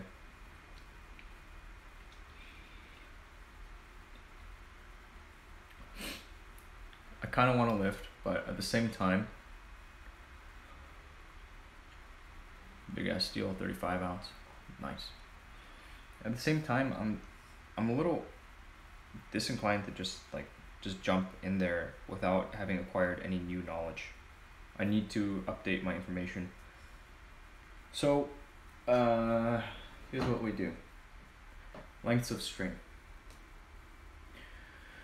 I'm gonna take some body measurements. Get some idea of how the limbs come together. Dude, I'm sorry, I'm gonna break this because it's public. It's already public. I'm gonna break it. He's not gonna trust me, but it's okay. It's okay because it's public. It's already public and nobody's broken this news yet. So I'm gonna be the guy to break it.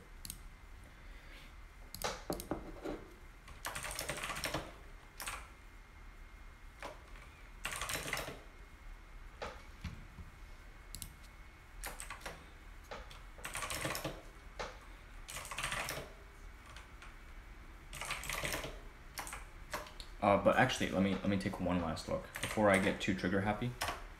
I need to take one look at something.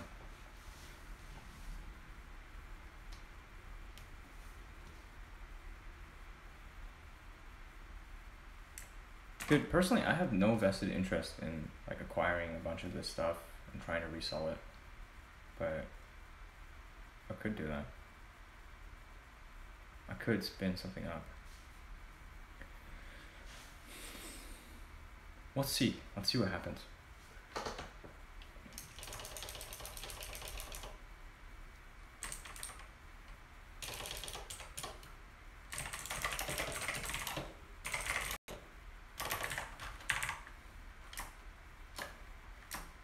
Yeah, and I mean this guy's. I'm sorry to do this. Let me think a bit.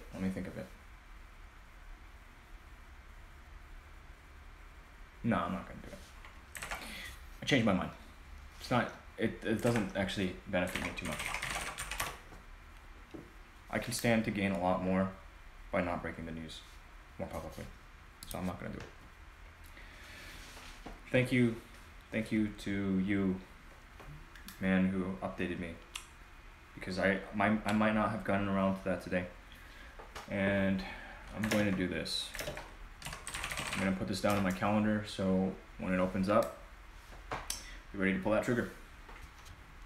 You're going to be ready to execute. Rip. Sorry, man. No, yeah. I have to do certain things.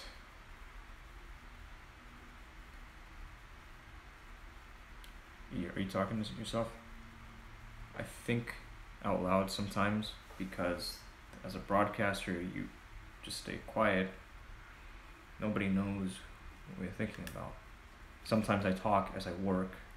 Other times I stay quiet about it because I don't want people to know my next move at all times. Yeah?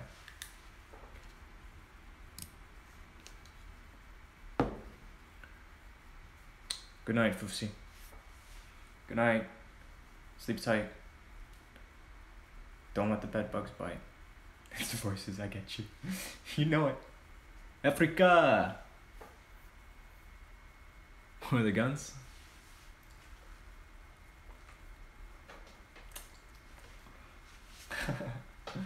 I still need some work, but I'm slowly getting stronger. Today I'm gonna take some measurements to figure out some things. Multiple names are talking through your username. Yeah, I know. That's why. The more you know. I mean, there are timed messages that indicate, hey, yetieater streams to multiple platforms. If you look at inside of the description boxes too, you'll see I have multiple channels. I'm set up this way for a reason. Can't stop the signal. What's up, Paul? One platform shuts me down, suspends my account for some reason, I'll just pick up on a different one. You know? And ultimately, I'll probably only be on the most liberal outlets. The ones where you're allowed to talk freely. You're allowed to present yourself more freely. Because I like my liberties. I like freedom. Beats the shit out of having people controlling you all the time. Right? If you have some measure of discipline, then you can take this liberty and enjoy it.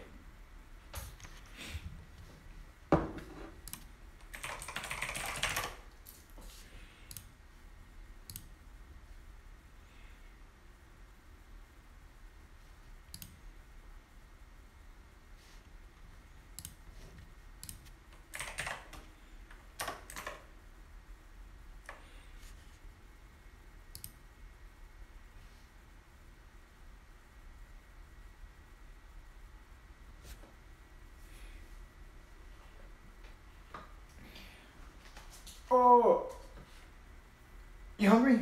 You want food? If you want food, say yes. He doesn't speak. He doesn't speak. What's the gamer thing on the top right? This one. Oh, the gamer thing on the top right?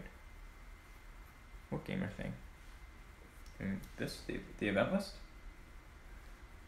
If it don't rhyme with America, he don't care. This is Mac. How are you? How are you? It's been a while.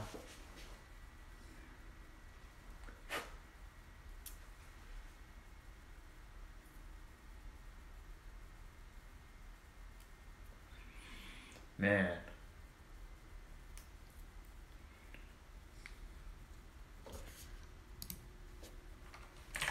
Oh, with the gun.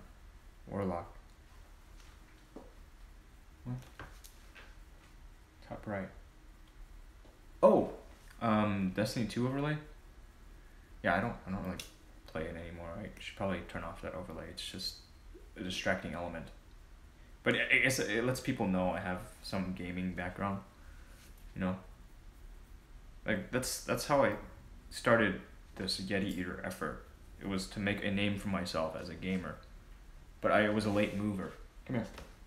So in spite of the fact that I was pretty fucking good at the game, and I regularly had people just like, D, play with me. A lot of people, play with me, please. I didn't network. I didn't, you know, I was stubborn. I wanted to do things by my own merit. So I did things like grinding leaderboards and shit. Not worth the time. Not worth the fucking time. I would have done so much better to just like ride off of somebody else's success by that point. But whatever. I mean, we're here now. A lot of guys that I used to game with, guys I used to follow, I'm gonna stop following them because they're fucking boring. But all they do is they play games, and I'm glad they can get away with that. But I got shit I need to do. No. It's time to stop burying my head in the sand and actually get up and dust things off. Get back to work. Oh,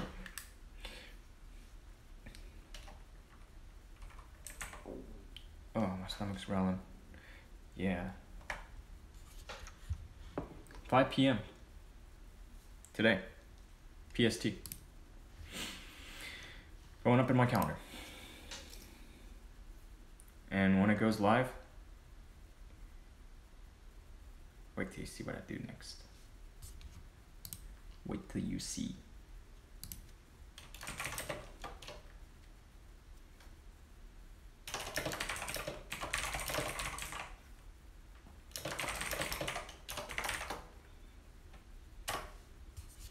I'm filing this under work. We're gonna put in some work here.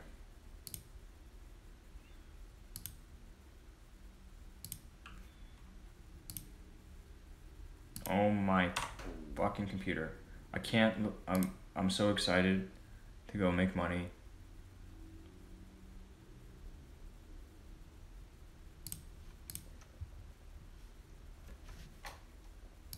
To go make some money and upgrade my gear. I'm sick and tired of this antiquated shit. Sick and tired of it. Sick and tired of having so much antiquated shit. I want less shit. No more mediocre shit in my life.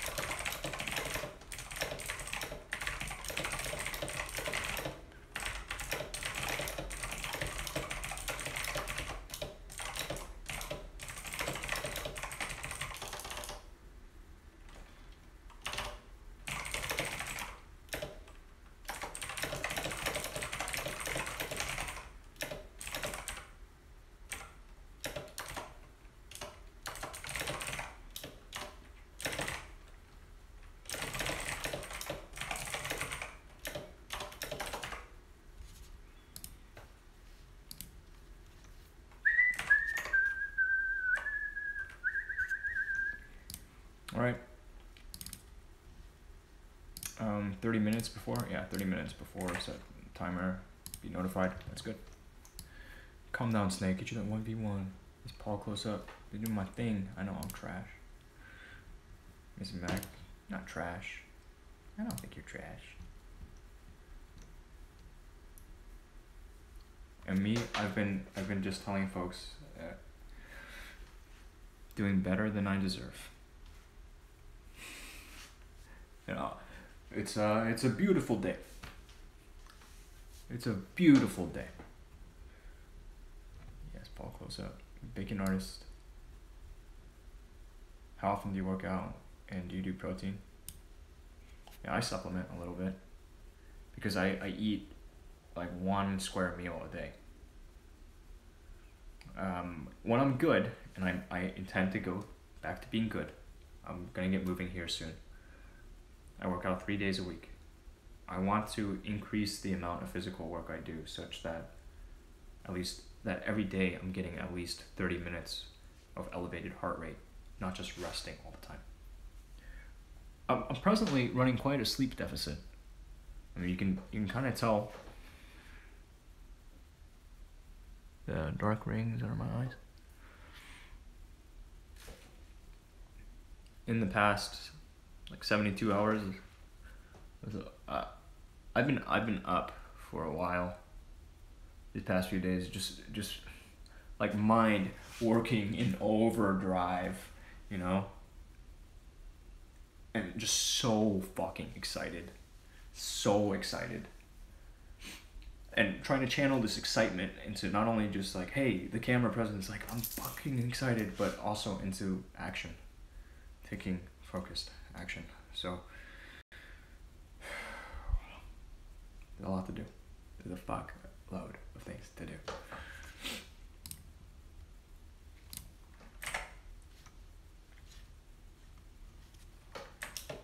But it's 1:36. Let me take a look at the email. See if anything important's come up.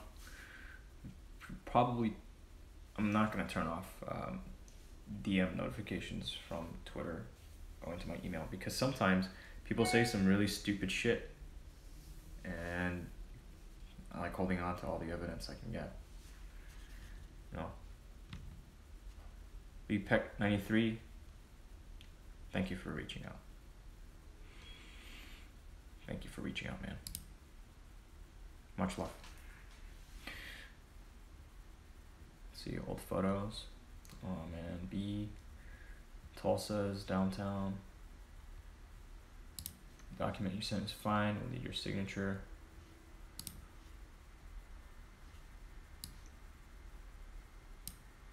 Membership document signed by me as well. Please contact with any questions, okay?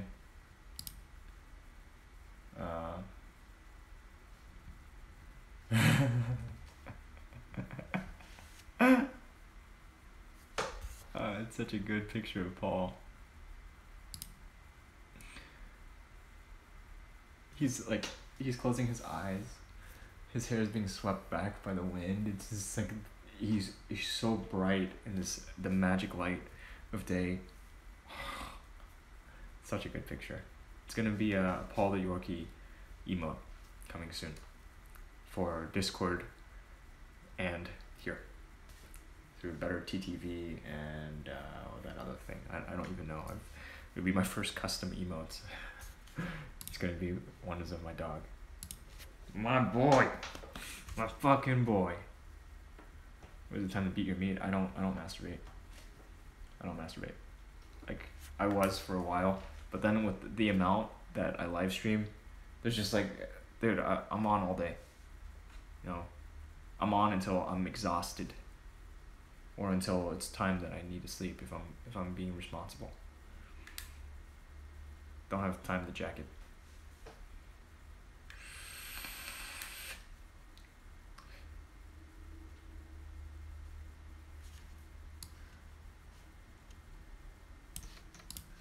It's not even like, because I believe no fap is good. It's like, yeah, I know the benefits of no fap. It's literally just time. Like I'm not effective enough with my time right now. This year, one of these goals is to become 10 times more effective as a human being. That's pretty tough to 10x your efficacy. I know one thing I have to do. It's getting collaborators on board. people who like what I do and who want to see it grow. You know, as opposed to just like, hey, I kind of like how small everything is right now. I'm like, I'll always make time, especially for people who come in on the ground floor. Yeah. I'm very giving of my time. Sometimes too giving. Just like Paul is sometimes too friendly. But these days, I think I have a pretty good handle on it. At least when it comes to giving time to other people directly. Right? I'm pretty careful about investing. That's why in my Twitter bio profile it says now, choose yourself. Focusing on the present, choose yourself. If this content does good for you, choose to consume it. If it does you no good, I wish you luck finding greener pastures. I'm sure there's something out there.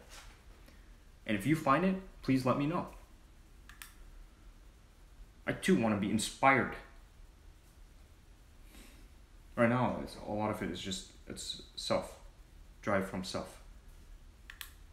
This burning desire to escape everything that I've done in the past. Make it look like there's nothing. There's nothing. That like all the shit from before is just dust. I'm ready to build something that's gonna last. A monument. Cause I appreciate you, man. I think it's great that, you know, you're local. I enjoy having you in chat. That you've become a really active member of this small but growing community. I'm genuinely appreciative. Because the feedback as a broadcaster, just as a human being, feedback is so important. And you know, you post some interesting questions to me, right?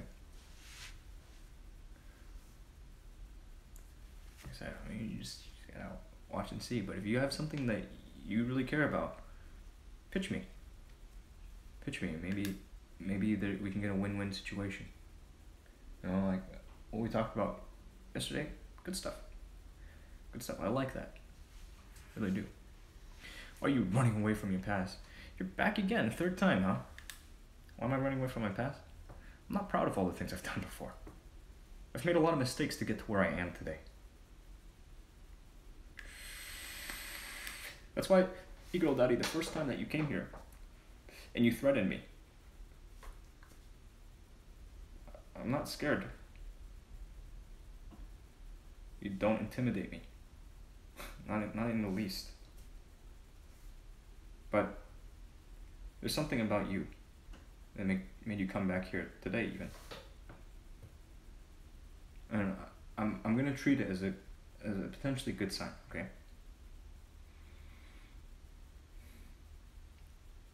I take this wait and see approach with a lot of things. Just remember, I'm an elephant. And assisted by technology, no word that happens in chat will be lost. This is a permanent record. Be aware. Be aware of it.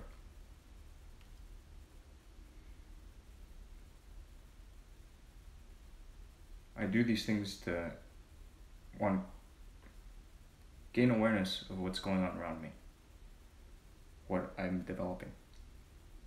Gain awareness of the types of people that come over here and choose to interact, because it's not everybody that decides to chat. There are a lot of lurkers. And sometimes these lurkers, they finally speak. I'm grateful when they come forward and give that opportunity to engage more deeply.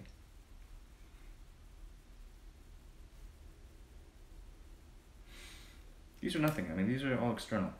Yetieater, girl daddy. But what you said the very first time, want me to pull it up?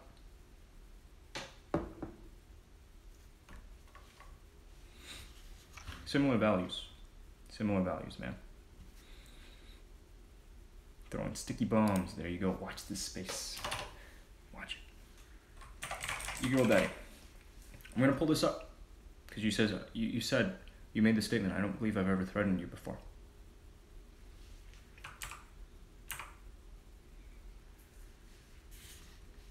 Show all in Finder. Like I really like computers, man. I've been using them a long time. I'm at least halfway decent with them. The first time that you interacted with me, E-Girl Daddy, February 14th.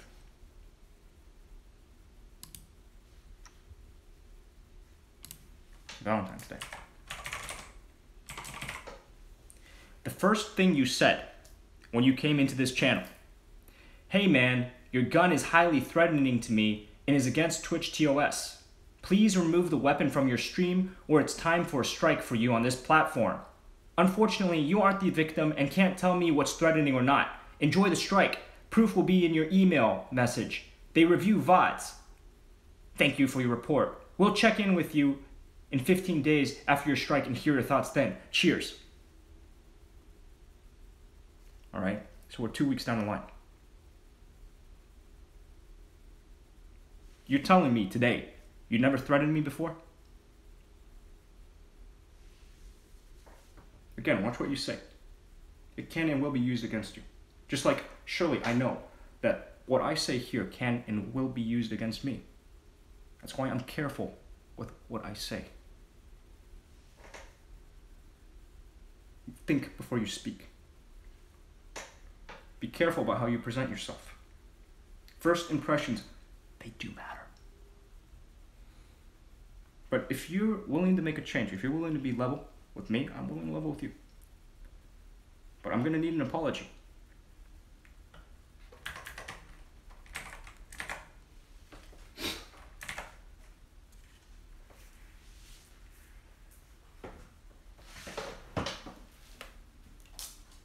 You were threatened by what?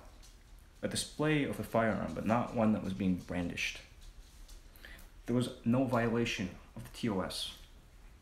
Your attempt to, whatever the fuck that was, I'm not bothered by it. Didn't faze me for a single fucking moment. And you're here now. You've got some explaining to do. Alright. Well, fuck you too. See what I can.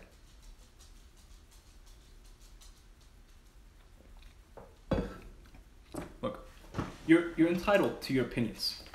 As we know, opinions are like assholes, yeah? But the facts are the facts.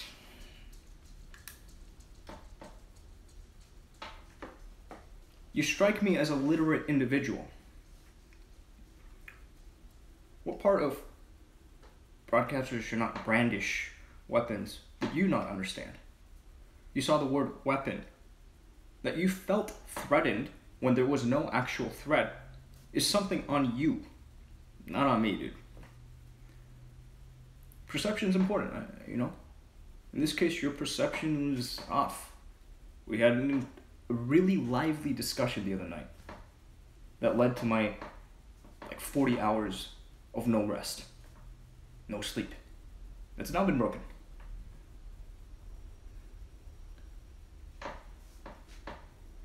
Third time you're here.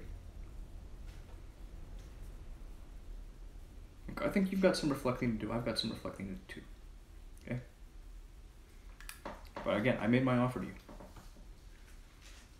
I think it's a very generous offer. I think it's very generous that you weren't banned from day one.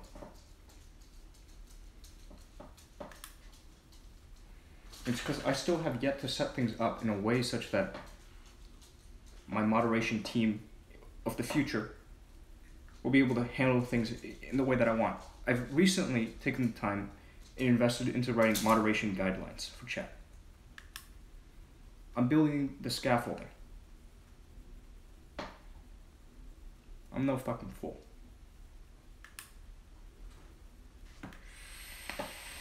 I might have been a fool before, but not today. And that's good that you learned from that discussion. I'm glad. You know, I am glad. I'm grateful that seem that we can maybe get along with. Right? We have our differences. That's okay.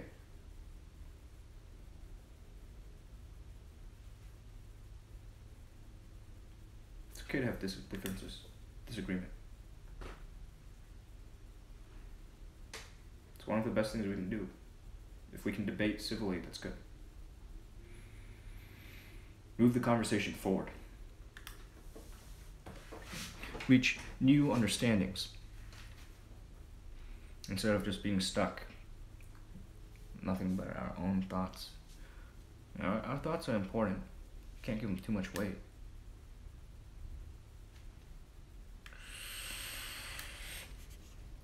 Thank you, Casa.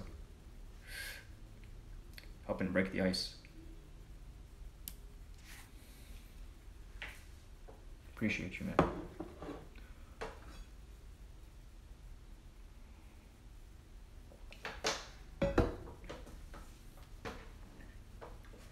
I mean, like it or not, we're all members of the same community. We happen to be sharing platforms. Me, I'm on 3 different platforms right now. And then all the social media that I'm going to invest more into. So, while we share the same space, let's be civil about it. We're in software. I personally feel that Twitch has probably got a whole pocket load of automation. They depend on a lot on the wisdom of crowds here. And so it's really important to me as a small streamer to build up a strong foundation in pillars of community, right? Such that I'm not at risk of losing my channels over a lone wolf or a small brigade.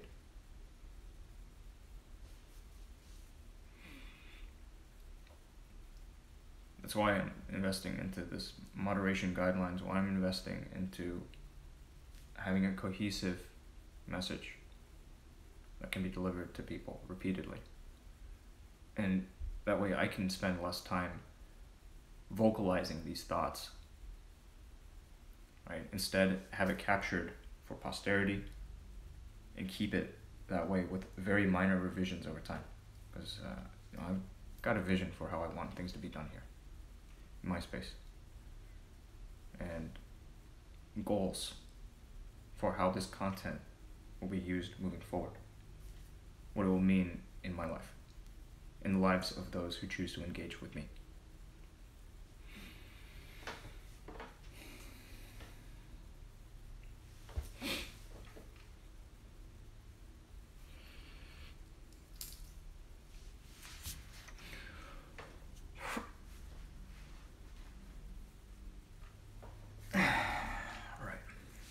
So now, today, the message to trolls I want to finalize. Let's get my notes up. Avoid the multitasking. For now, I'm closing on my Discord. At least on this machine. Excuse me. One thing at a time.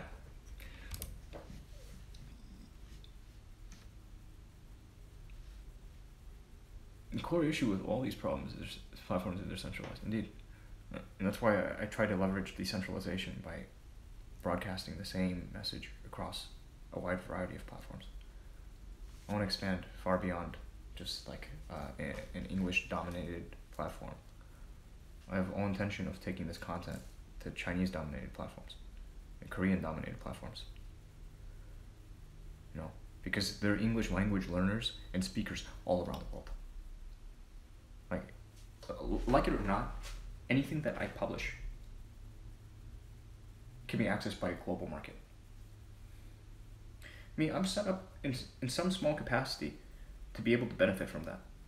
And we should all be set up that way. The world, we've known this. Plenty of people on this platform being funny, good at games, and you just want to see how you plan to build up the channel. Take a look at the highlights. Let's take a look at the highlights. Take a look at the clips that other people have made of this channel. That's probably how I would approach any new channel. And take a look at the info panel. What broadcasters have to say about themselves, that's pretty important. You can also take a look at yetieater.com, where I've written about my principles, my history in broadcasting, my goals. It's there. It's there, and it needs time. It needs some revision over time because the goals change, the goalposts change.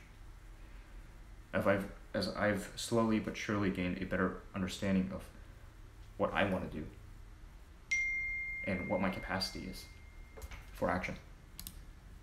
You know, my strengths, what I bring to the marketplace uniquely.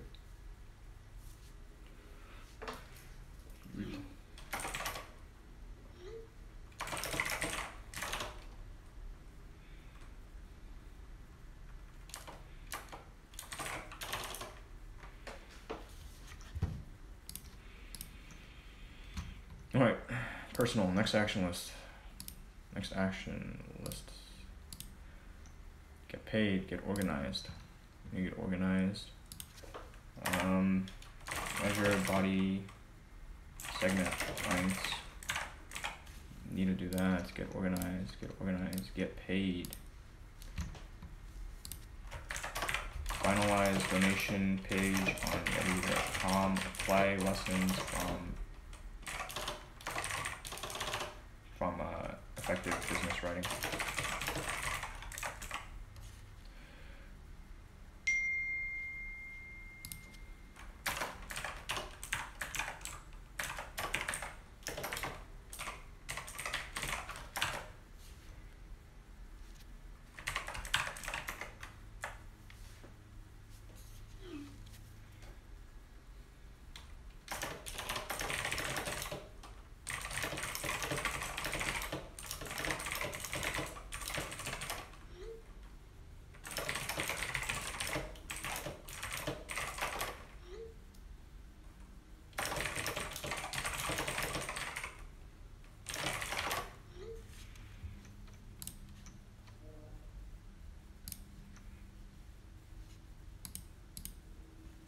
Oh yeah, so what makes you stand out? I type 100 plus words per minute.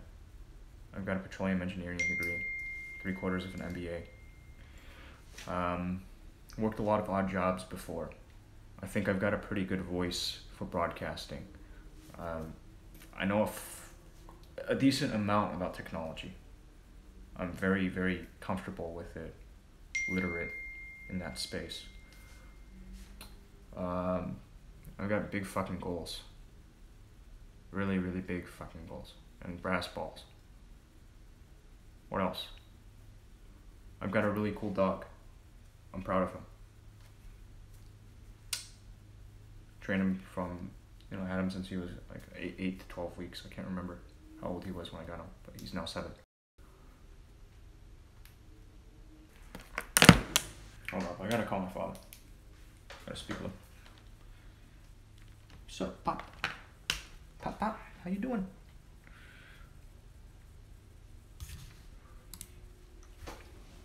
Been trying to reach me, and it's been bugging me because it interrupts the broadcast.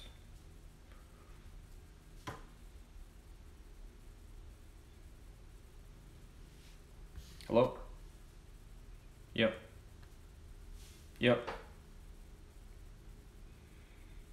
Mm-hmm.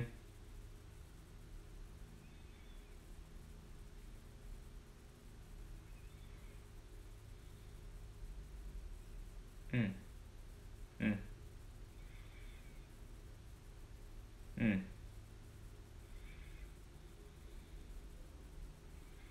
Mm. I mean, now it's fine. We can take care of it now, and then I'll get on with the rest of my day after that. It's an hour back and forth. It's okay. Yep.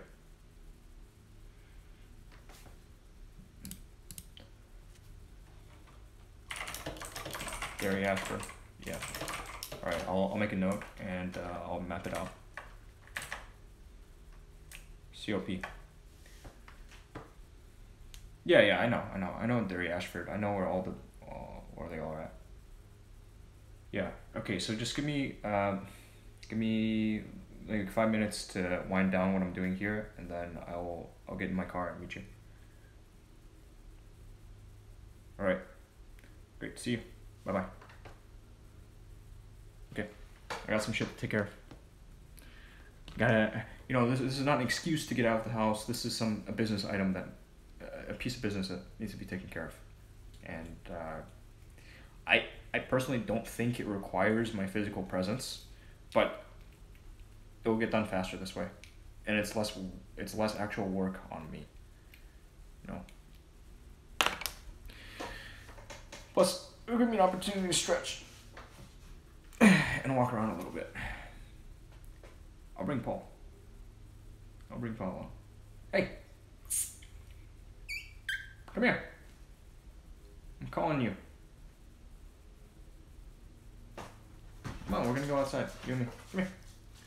He's excited. I can't believe it. He's like, what? We're going outside? But it's the afternoon. I usually take naps at this time. No, today you're going outside. You're going to the bank. You're going to the bank, big boy.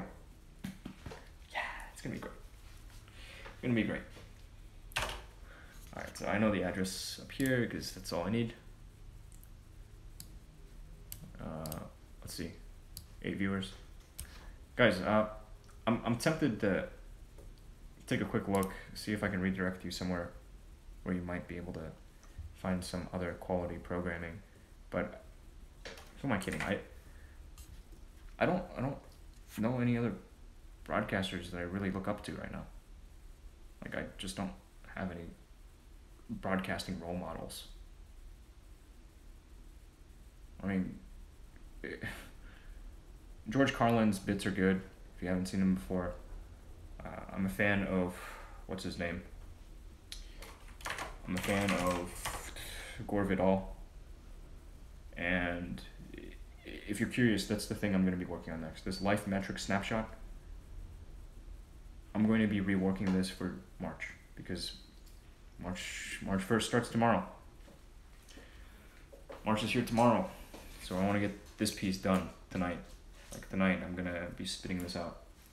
The March update. So, thank you for tuning in. I hope you've enjoyed what you've seen. I hope you come back again soon. All right, and if you're catching this broadcast after the fact, I'm feeling good. I hope you enjoyed it. For now.